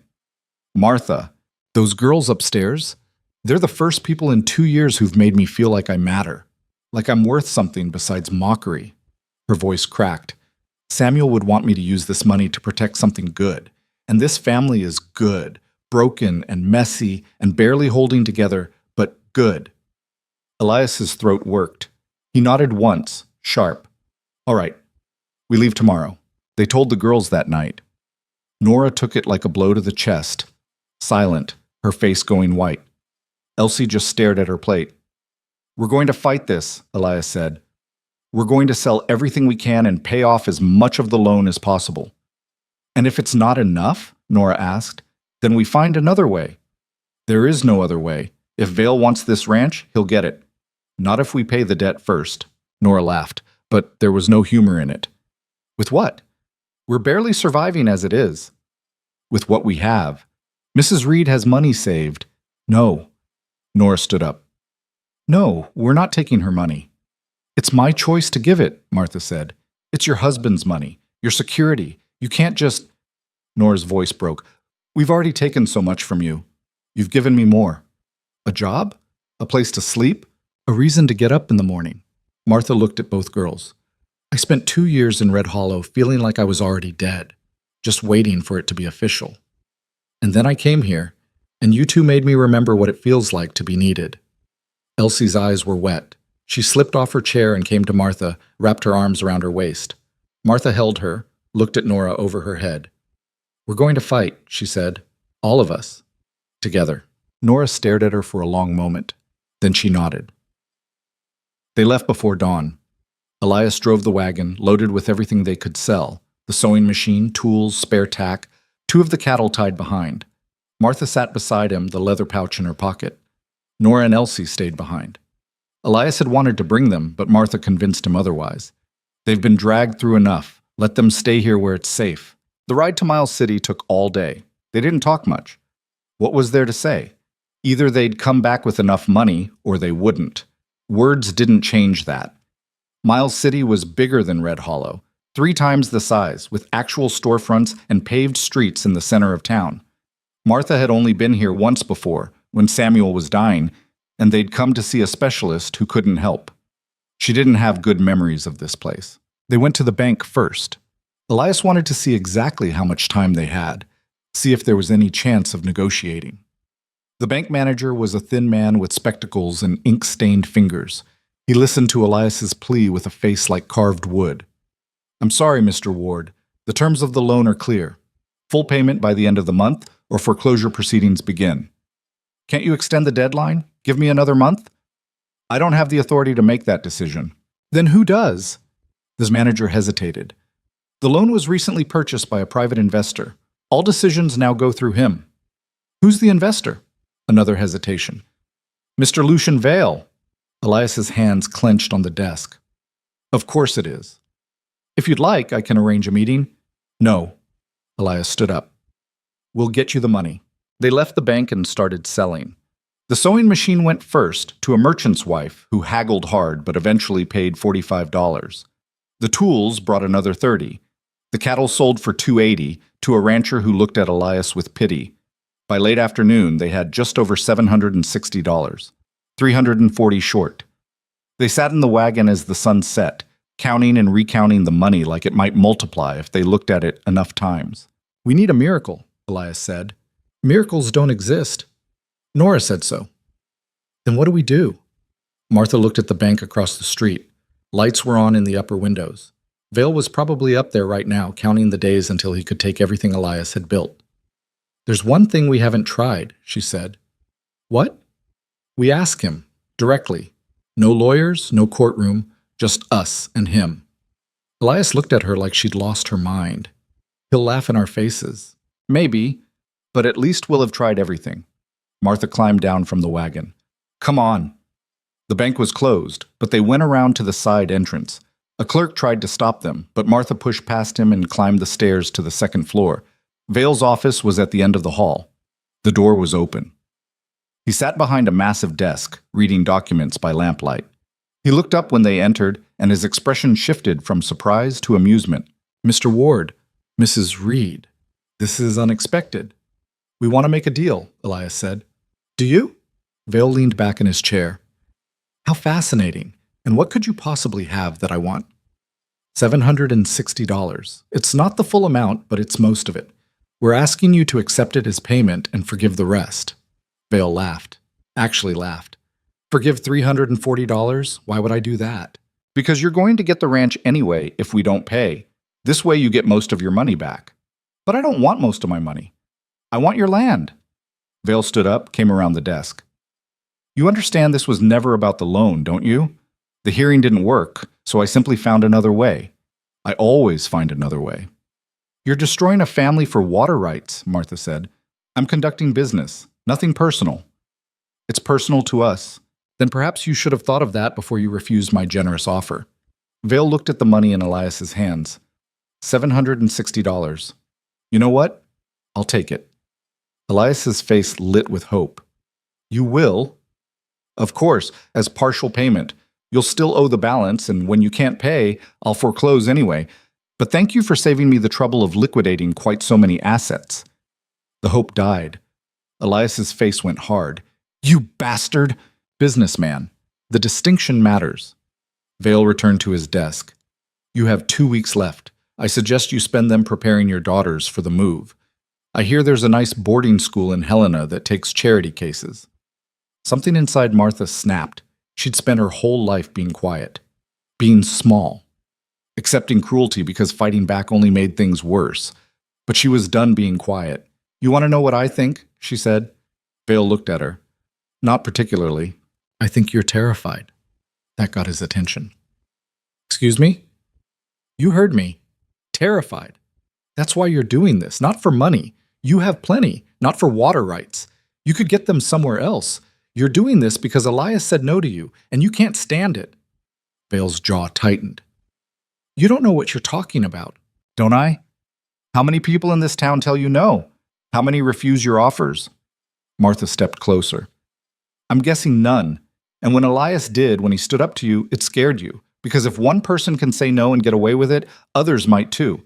And then where does that leave you? Mrs. Reed, I suggest you stop talking. Why? What are you going to do? Ruin me?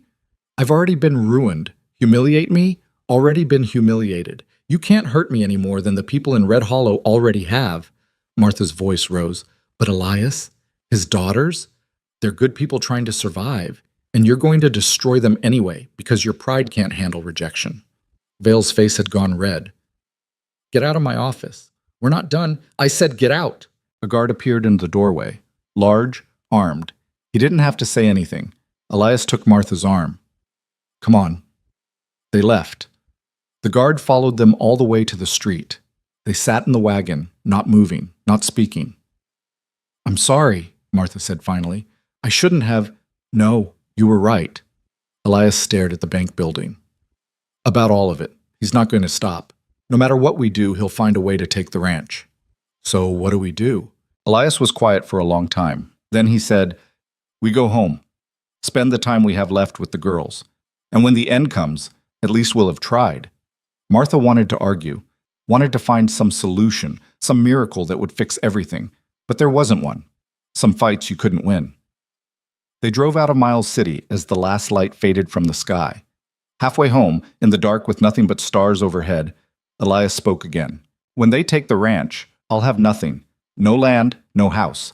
I'll have to find work somewhere, probably have to split up the girls." "Don't! I'm just being realistic." "Be realistic later. Right now, just drive." They drove in silence. But somewhere around midnight, Martha's hand found Elias's on the bench seat between them. He didn't pull away. They reached the ranch at dawn. Nora and Elsie were waiting on the porch, and Martha could see the hope die in their faces when they saw the wagon still loaded with unsold goods. "You couldn't sell everything?" Nora asked. "We sold it," Elias said. "Wasn't enough." "How much are we short?" $340. Nora's shoulders sagged. Elsie started crying silently, tears running down her face. Martha climbed down from the wagon. Her body ached. Her head throbbed. She wanted to sleep for a week. Instead, she went to Elsie and picked her up. The girl wrapped around her like a vine. "It's not over yet," Martha said. "Yes, it is," Nora said. "We all know it is. We have 2 weeks. A lot can happen in 2 weeks." "Like what? A miracle?" "Maybe." Nora laughed bitterly. "You don't believe in miracles." "No, but I believe in fighting until the last second." Martha looked at Elias. "We're not giving up. Not until they drag us off this land." Elias met her eyes. Something passed between them. An understanding, maybe. Or just two people too stubborn to quit. "All right," he said. "We fight." The next week was strange. They all knew what was coming, but they went through the motions anyway. Elias worked the ranch. Martha cooked and cleaned. The girls did their chores. At night, they sat together in the kitchen. Sometimes they talked. Sometimes they just existed in the same space, memorizing it. One evening, Elias said, "I need to tell you girls something." They looked up from the table where Elsie was drawing and Nora was mending a dress. "If we lose the ranch," he continued, "we'll have to leave. Find somewhere else to live. It might not be together, at least not at first." "No," Nora's voice was sharp. "We stay together, whatever happens. It might not be possible." "Then we make it possible." Nora looked at Martha. "All of us." Martha's throat tightened. "Nora, you're part of this family now. You don't get to leave just because things get hard." "I'm not leaving, but if your father has to find work somewhere, I can't just—" "Why not?" Nora stood up. "Why can't you? You don't have anywhere else to go. We don't want you to go. So why can't you just stay?" "Because—" Martha stopped. She didn't have a good answer. Elias was watching her. "She has a point. I can't just attach myself to your family." "Why not?" Elias asked. Same question, different voice. "You've been part of it for months now. The girls love you. He stopped. Started again. "You've become important to us. To all of us." Martha looked at him, at the way he was looking at her, like she mattered, like she was more than just the housekeeper who'd been desperate enough to take the job. "I don't know what happens after this," she said quietly. "I don't know how to plan for a future that might not exist." "Neither do we," Elias said. "But maybe that's not the point. Maybe the point is that we face it together, whatever comes." That night, Martha lay in bed and thought about futures and families and all the things she'd convinced herself she couldn't have. She thought about Samuel, about the life they'd built and lost. And she thought about Elias and the girls, about this broken, messy family that had somehow knit itself around her without her even noticing. She fell asleep with tears on her face and woke to Elsie shaking her shoulder. Mrs. Reed, wake up." Martha sat up. The room was dark. "What's wrong?" Elsie took her hand and pulled. Martha followed her downstairs. The whole family was in the kitchen, Elias, Nora, even Elsie now. And on the table was money, piles of it. "What is this?" Martha asked. "We've been counting," Nora said. "Everything we have, every last cent." "We already counted. Not everything." Elias gestured to the piles. "Caroline's jewelry, the silver that belonged to my mother, some old tools I forgot about in the barn. It's not much, but $93. Nora interrupted. "We're $93 closer." Martha did the math. $760 plus 93. $853. Still almost 300 short, but closer. Impossibly closer. There's more, Elias said. He was holding something, a small wooden box. He opened it, and Martha saw a ring, simple gold band, a little scratched. It was Caroline's, he said quietly. Her wedding ring. I haven't been able to sell it, but if it helps. No, Martha said. No, you can't sell that. It's just a thing. If it saves the ranch, it's not just a thing, it's her. Martha looked at Nora and Elsie. Your mother wore that ring. You can't give it up. We can if it means staying together, Nora said. They were all looking at her. This family that had taken her in when she had nowhere else to go. This family that was willing to sacrifice the last pieces of their past to build a future. Martha's eyes burned. How much would it bring? Maybe $50, Elias said. Maybe a little more if we're lucky. 900. Still 200 short of the 1,200 they needed. $200 might as well be 2,000. Martha sat down at the table, put her head in her hands. We're so close, she whispered. I know. It's not fair. I know that too. They sat in the kitchen as dawn broke outside. The money was counted and recounted. The ring sat in its box. And somewhere in Miles City, Lucian Vale was probably sleeping soundly, knowing he'd won. But then Elias said something that changed everything. What if we don't just pay the debt? What if we make it so he can't take the land even if we're short? Martha looked up. How? Marriage. The word hung in the air. If we're married, Elias continued slowly, working it out as he spoke, the property becomes jointly owned. He can't foreclose on half of it. And if we pay as much as we can, show good faith.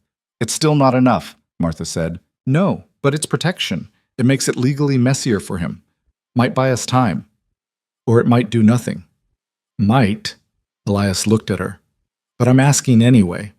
Martha Reed, will you marry me? The question was absurd. They barely knew each other. They'd spent months circling each other like wary animals, building something fragile and undefined. This wasn't romance. This was survival. But when Martha looked at his face, at the desperate hope there, she thought about all the ways survival could look like love if you squinted right. Yes, she said. Nora gasped. Elsie's face lit up. Yes, Martha said again. But we do it now, today, before Vale can do anything else. They rode to Red Hollow at dawn. No ceremony, no witnesses except the girls. The county clerk married them in his office with ink-stained hands and a bored expression. Elias put Caroline's ring back in the box. Martha didn't wear it. When it was done, they had a piece of paper that said Martha Reed was now Martha Ward. She stared at it, at her new name, and felt like she'd stepped into someone else's life. But Elsie took her hand and Nora smiled at her, and Elias said thank you so quietly she almost missed it. And Martha thought maybe this life could be hers after all. They went to the bank in Miles City that afternoon, all of them together. The manager looked surprised to see them. More surprised when Elias presented the marriage certificate and $853. We're paying what we can, Elias said. And as my wife, Mrs. Ward, has a legal stake in the property. If you foreclose, you'll have to go through both of us. The manager looked at the money, at the certificate, at Martha. I'll need to consult with Mr. Vale. You do that. They waited. 3 hours in that bank, sitting on hard chairs while clerks whispered and the manager disappeared into back rooms. Finally, Vale himself appeared. His face was thunderous. A marriage of convenience, he said. How touching. It's legal, Elias said. It's desperate. We prefer creative. Vale looked at Martha. You actually married him. I did. For money. For family. Something flickered across his face. This doesn't change anything. You're still short. We know. But we've paid most of it. And as joint owners of the property, I could still foreclose. You could try, but it'd take months in court, and we'd fight you every step of the way. Elias stood up. Is it worth it? Months of legal fees, public scrutiny, all for $300? Vale's jaw worked. He looked at the money on the manager's desk. Then, to everyone's shock, he smiled. You know what? Keep your ranch. Silence. What? Elias said. I said keep it. This has stopped being worth my time. Vale turned to leave, then paused. But Mr. Ward, we're not done. You've made an enemy today, and I have a very long memory. He left. They stood there, stunned. Did we just, Nora started. Win, Martha finished. I think we just won. The ride home was quiet. Shock, maybe. Or exhaustion. But when they crested the ridge and saw the ranch spread out below them in the valley, something in Martha's chest loosened. This was home now. Legally, officially, impossibly home. Elias pulled the wagon to a stop in the yard. They all climbed down. I know this wasn't, he started, the marriage. I know it was just for, don't, Martha said. Let's just see what happens. He nodded. That night, Martha lay in her own bed in her own room, listening to the house settle around her. Elias was in the room down the hall. The girls were upstairs. They were married, but nothing had changed. Not really, except everything had changed, and Martha fell asleep thinking that maybe, just maybe, she'd found the place she was meant to be all along. The week after they paid the bank, word spread through the county like wildfire. Martha heard about it from the supply merchant when she and Elias went to town for flour and salt. The man couldn't stop grinning as he loaded their wagon. Heard you folks gave Vale a bloody nose, he said. That true? Elias didn't answer, but the merchant kept talking anyway. His lawyer left town, just packed up, and disappeared. And the bank manager suddenly decided to take a job in Helena. Folks are saying Vale's lost his grip. Martha exchanged a glance with Elias. They'd expected retaliation, not whatever this was. Don't celebrate yet, Elias said as they drove out of town. Vale doesn't give up that easy. Maybe he already has. Or maybe he's just getting started. But weeks passed, and nothing happened. No letters, no threats, no riders coming up the valley. Spring arrived properly, melting the last of the snow and turning the valley green. The cattle fattened on new grass. Elsie started helping in the garden, her voice growing stronger each day. Nora smiled more. And Martha and Elias moved around each other like two people learning a dance neither of them knew the steps to. They were married on paper, lived in the same house, shared meals and responsibilities, and the weight of keeping the ranch running.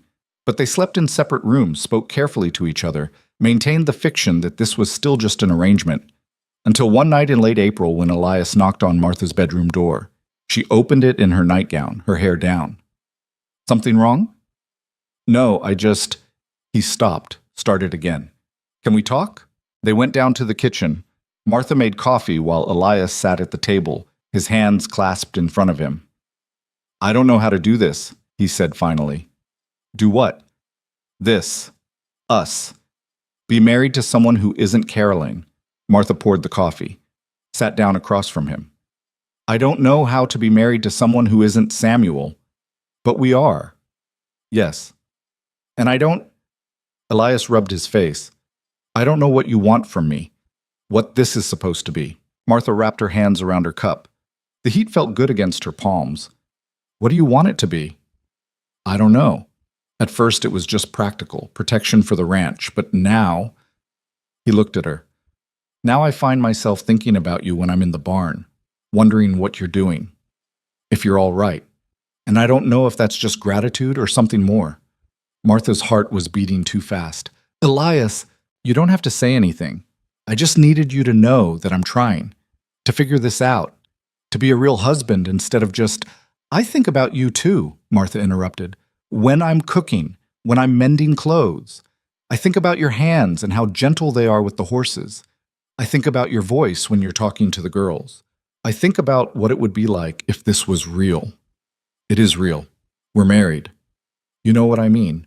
Elias stood up, came around the table, sat in the chair next to hers instead of across from her. What if we tried, he said quietly, to make it real, not rush it, not force it, just see what happens. Martha looked at him, at his gray eyes and weathered face and the hope written there. All right, she said, we try. He reached over and took her hand. His palm was rough, warm. They sat like that until the coffee went cold. Summer came hard and bright. The ranch work multiplied. Fences to mend, cattle to move, hay to cut. Martha worked alongside Elias and the girls, her body remembering rhythms it had forgotten. She was still heavy, still ached at the end of long days. But she was stronger now. The work had built muscle under the softness. Elias noticed. She caught him looking sometimes, his expression unreadable. One evening in July, after the girls had gone to bed, he said, You're different than when you came here. How so?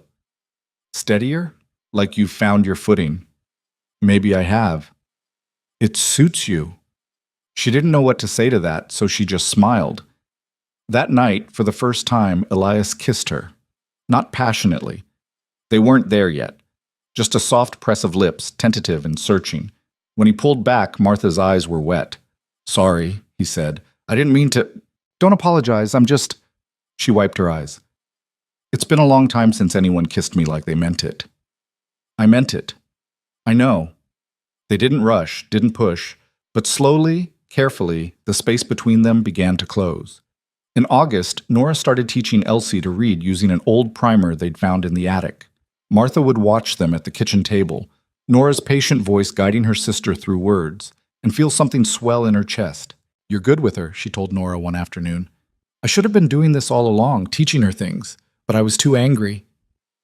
You were grieving. I'm still grieving, but I'm also... Nora looked at Martha. I'm also happy, for the first time in years, and I don't know how to feel about that. Why not? Because if I'm happy, does that mean I've forgotten Mother? Does that mean she didn't matter? Martha sat down beside her. Your mother will always matter, but she's gone, Nora, and you're still here, living, growing. She'd want that for you. How do you know? Because I'm a mother too. Not yours, I know. But I understand what it means to want the best for the children you love. And the best thing for you is to live, fully, without guilt. Nora was quiet for a long moment. Then she said, I'm glad Father married you. Even though it was just to save the ranch. It wasn't just for that. Not really, Nora smiled. He looks at you the way he used to look at Mother, like you're the best thing in the room. Martha's throat tightened. I don't know about that. I do. I see it every day. That night, Martha lay in bed thinking about Nora's words, about being looked at like she was the best thing in the room. She'd spent so long believing she was the worst thing, the embarrassment, the burden, the woman people crossed the street to avoid. But here, in this house, with this family, she was wanted. Not in spite of who she was, but because of it. The thought made her cry. In September, the first letter arrived. It came by courier, a young man who looked nervous delivering it. The envelope was expensive paper, the handwriting elegant. Elias opened it at the dinner table. His face went dark as he read. What is it? Martha asked. Invitation. To a county social in Miles City, hosted by Lucian Vale. You're joking. Do I look like I'm joking? He passed her the letter. It was exactly what he'd said. A formal invitation to a dinner and dance hosted by Mr. Lucian Vale at the Grand Hotel. All prominent families in the county were invited, including Mr. and Mrs. Elias Ward. It's a trap, Nora said. Has to be. Maybe. Or maybe he's accepted defeat and this is his way of making peace. Elias didn't sound convinced.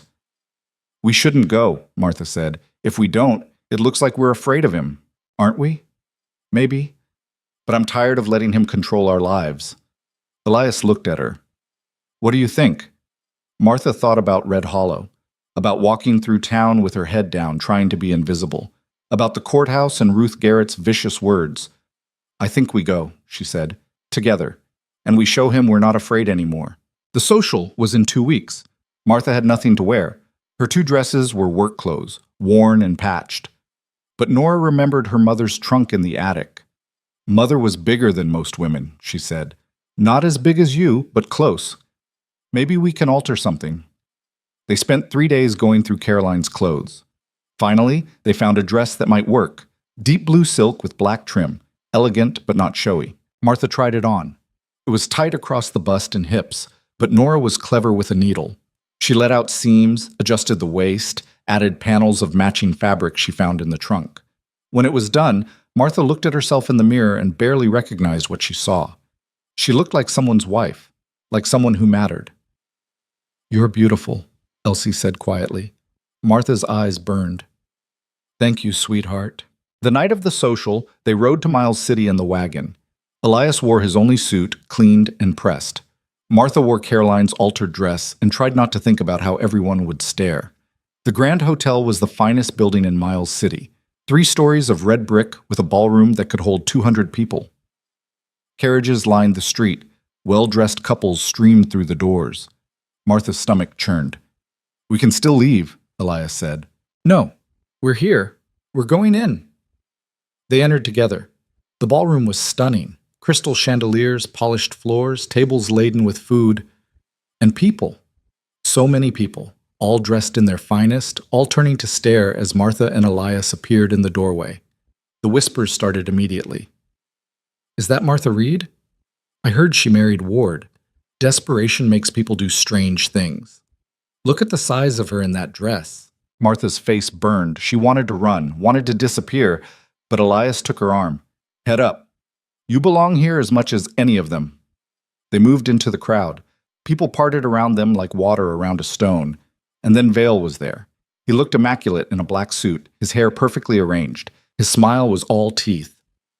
"Mr. and Mrs. Ward, how wonderful you could make it." "Vale," Elias said coldly, "I'm so glad you came. I wanted to personally congratulate you on your victory." He looked at Martha. "And your marriage. How unexpected." "Is there a point to this?" Martha asked. "Just hospitality. After all, we're all neighbors here, all part of the same community. It would be a shame to let our little disagreement spoil that. You tried to destroy our family. I tried to acquire property. Business, as I said. But that's behind us now." Vale gestured to the ballroom. "Please, enjoy the evening. Dance, eat, celebrate. You've earned it." He walked away, leaving them standing there. "I don't trust him," Elias muttered. "Neither do I. But we're here now. Might as well see what he's up to." They stayed. Martha endured the stares, the whispers, the fake smiles from women who'd shunned her in Red Hollow. She held her head high and refused to give them the satisfaction of seeing her break.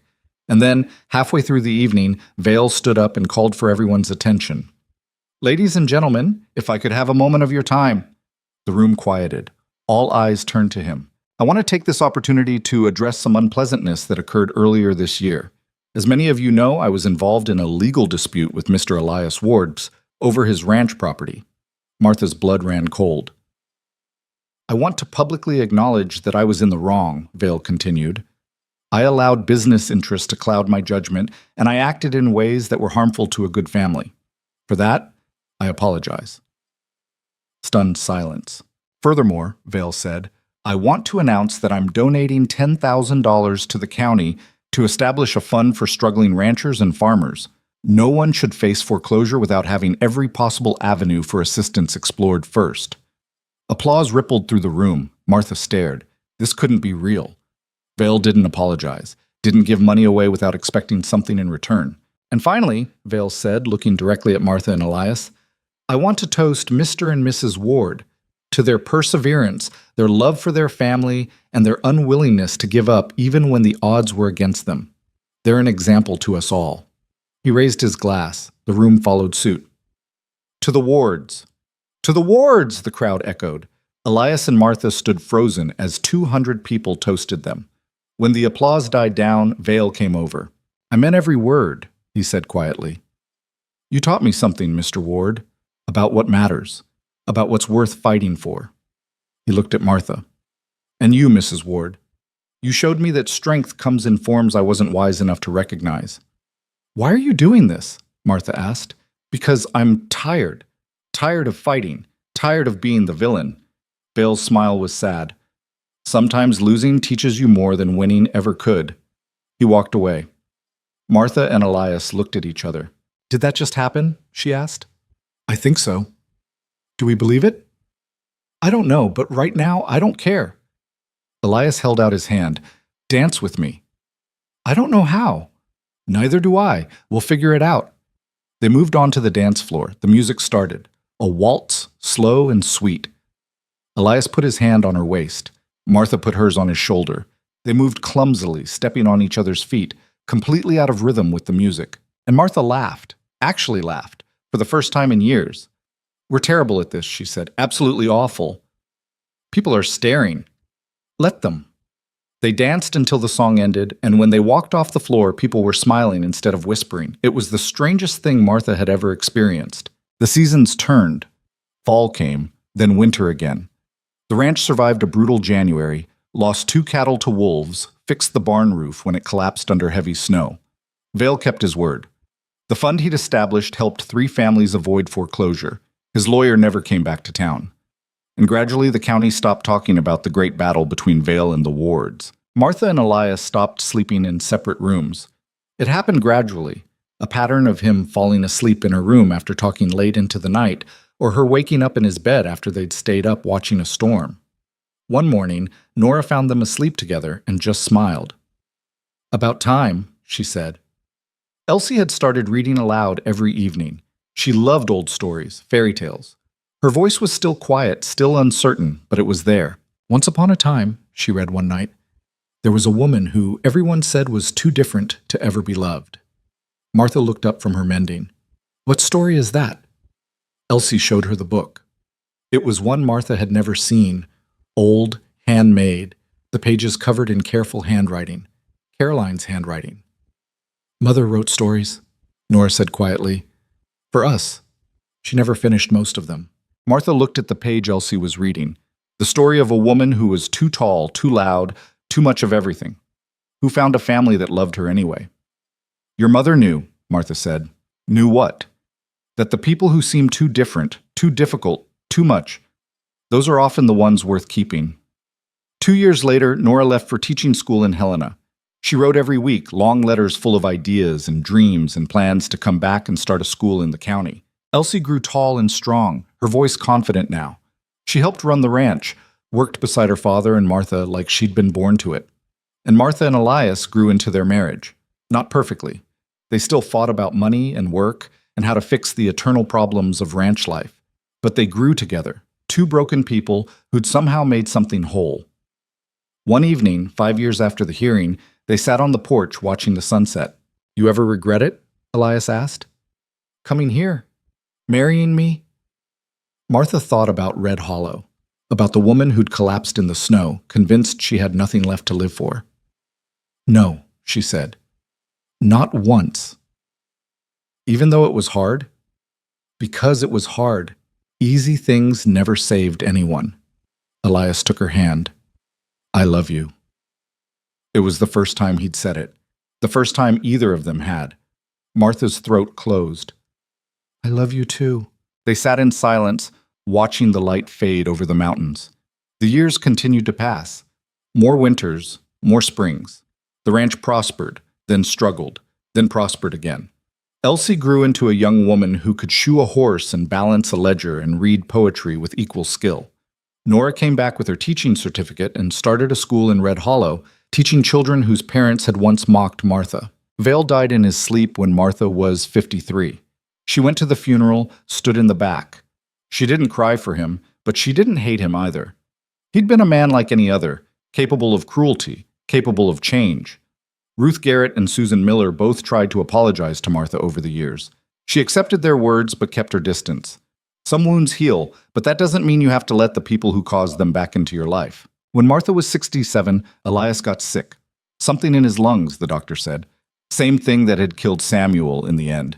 He died on a Tuesday morning in March, holding Martha's hand, surrounded by his daughters and grandchildren he'd never expected to have. Martha buried him next to Caroline on the hill, overlooking the ranch. She thought she'd fall apart, thought losing him would break her the way losing Samuel had. But she'd learned something in the decades between. Grief didn't have to destroy you. It could just be a weight you carried, heavy but bearable, alongside everything else. She kept running the ranch. Elsie helped, and Nora's eldest son came to work the land.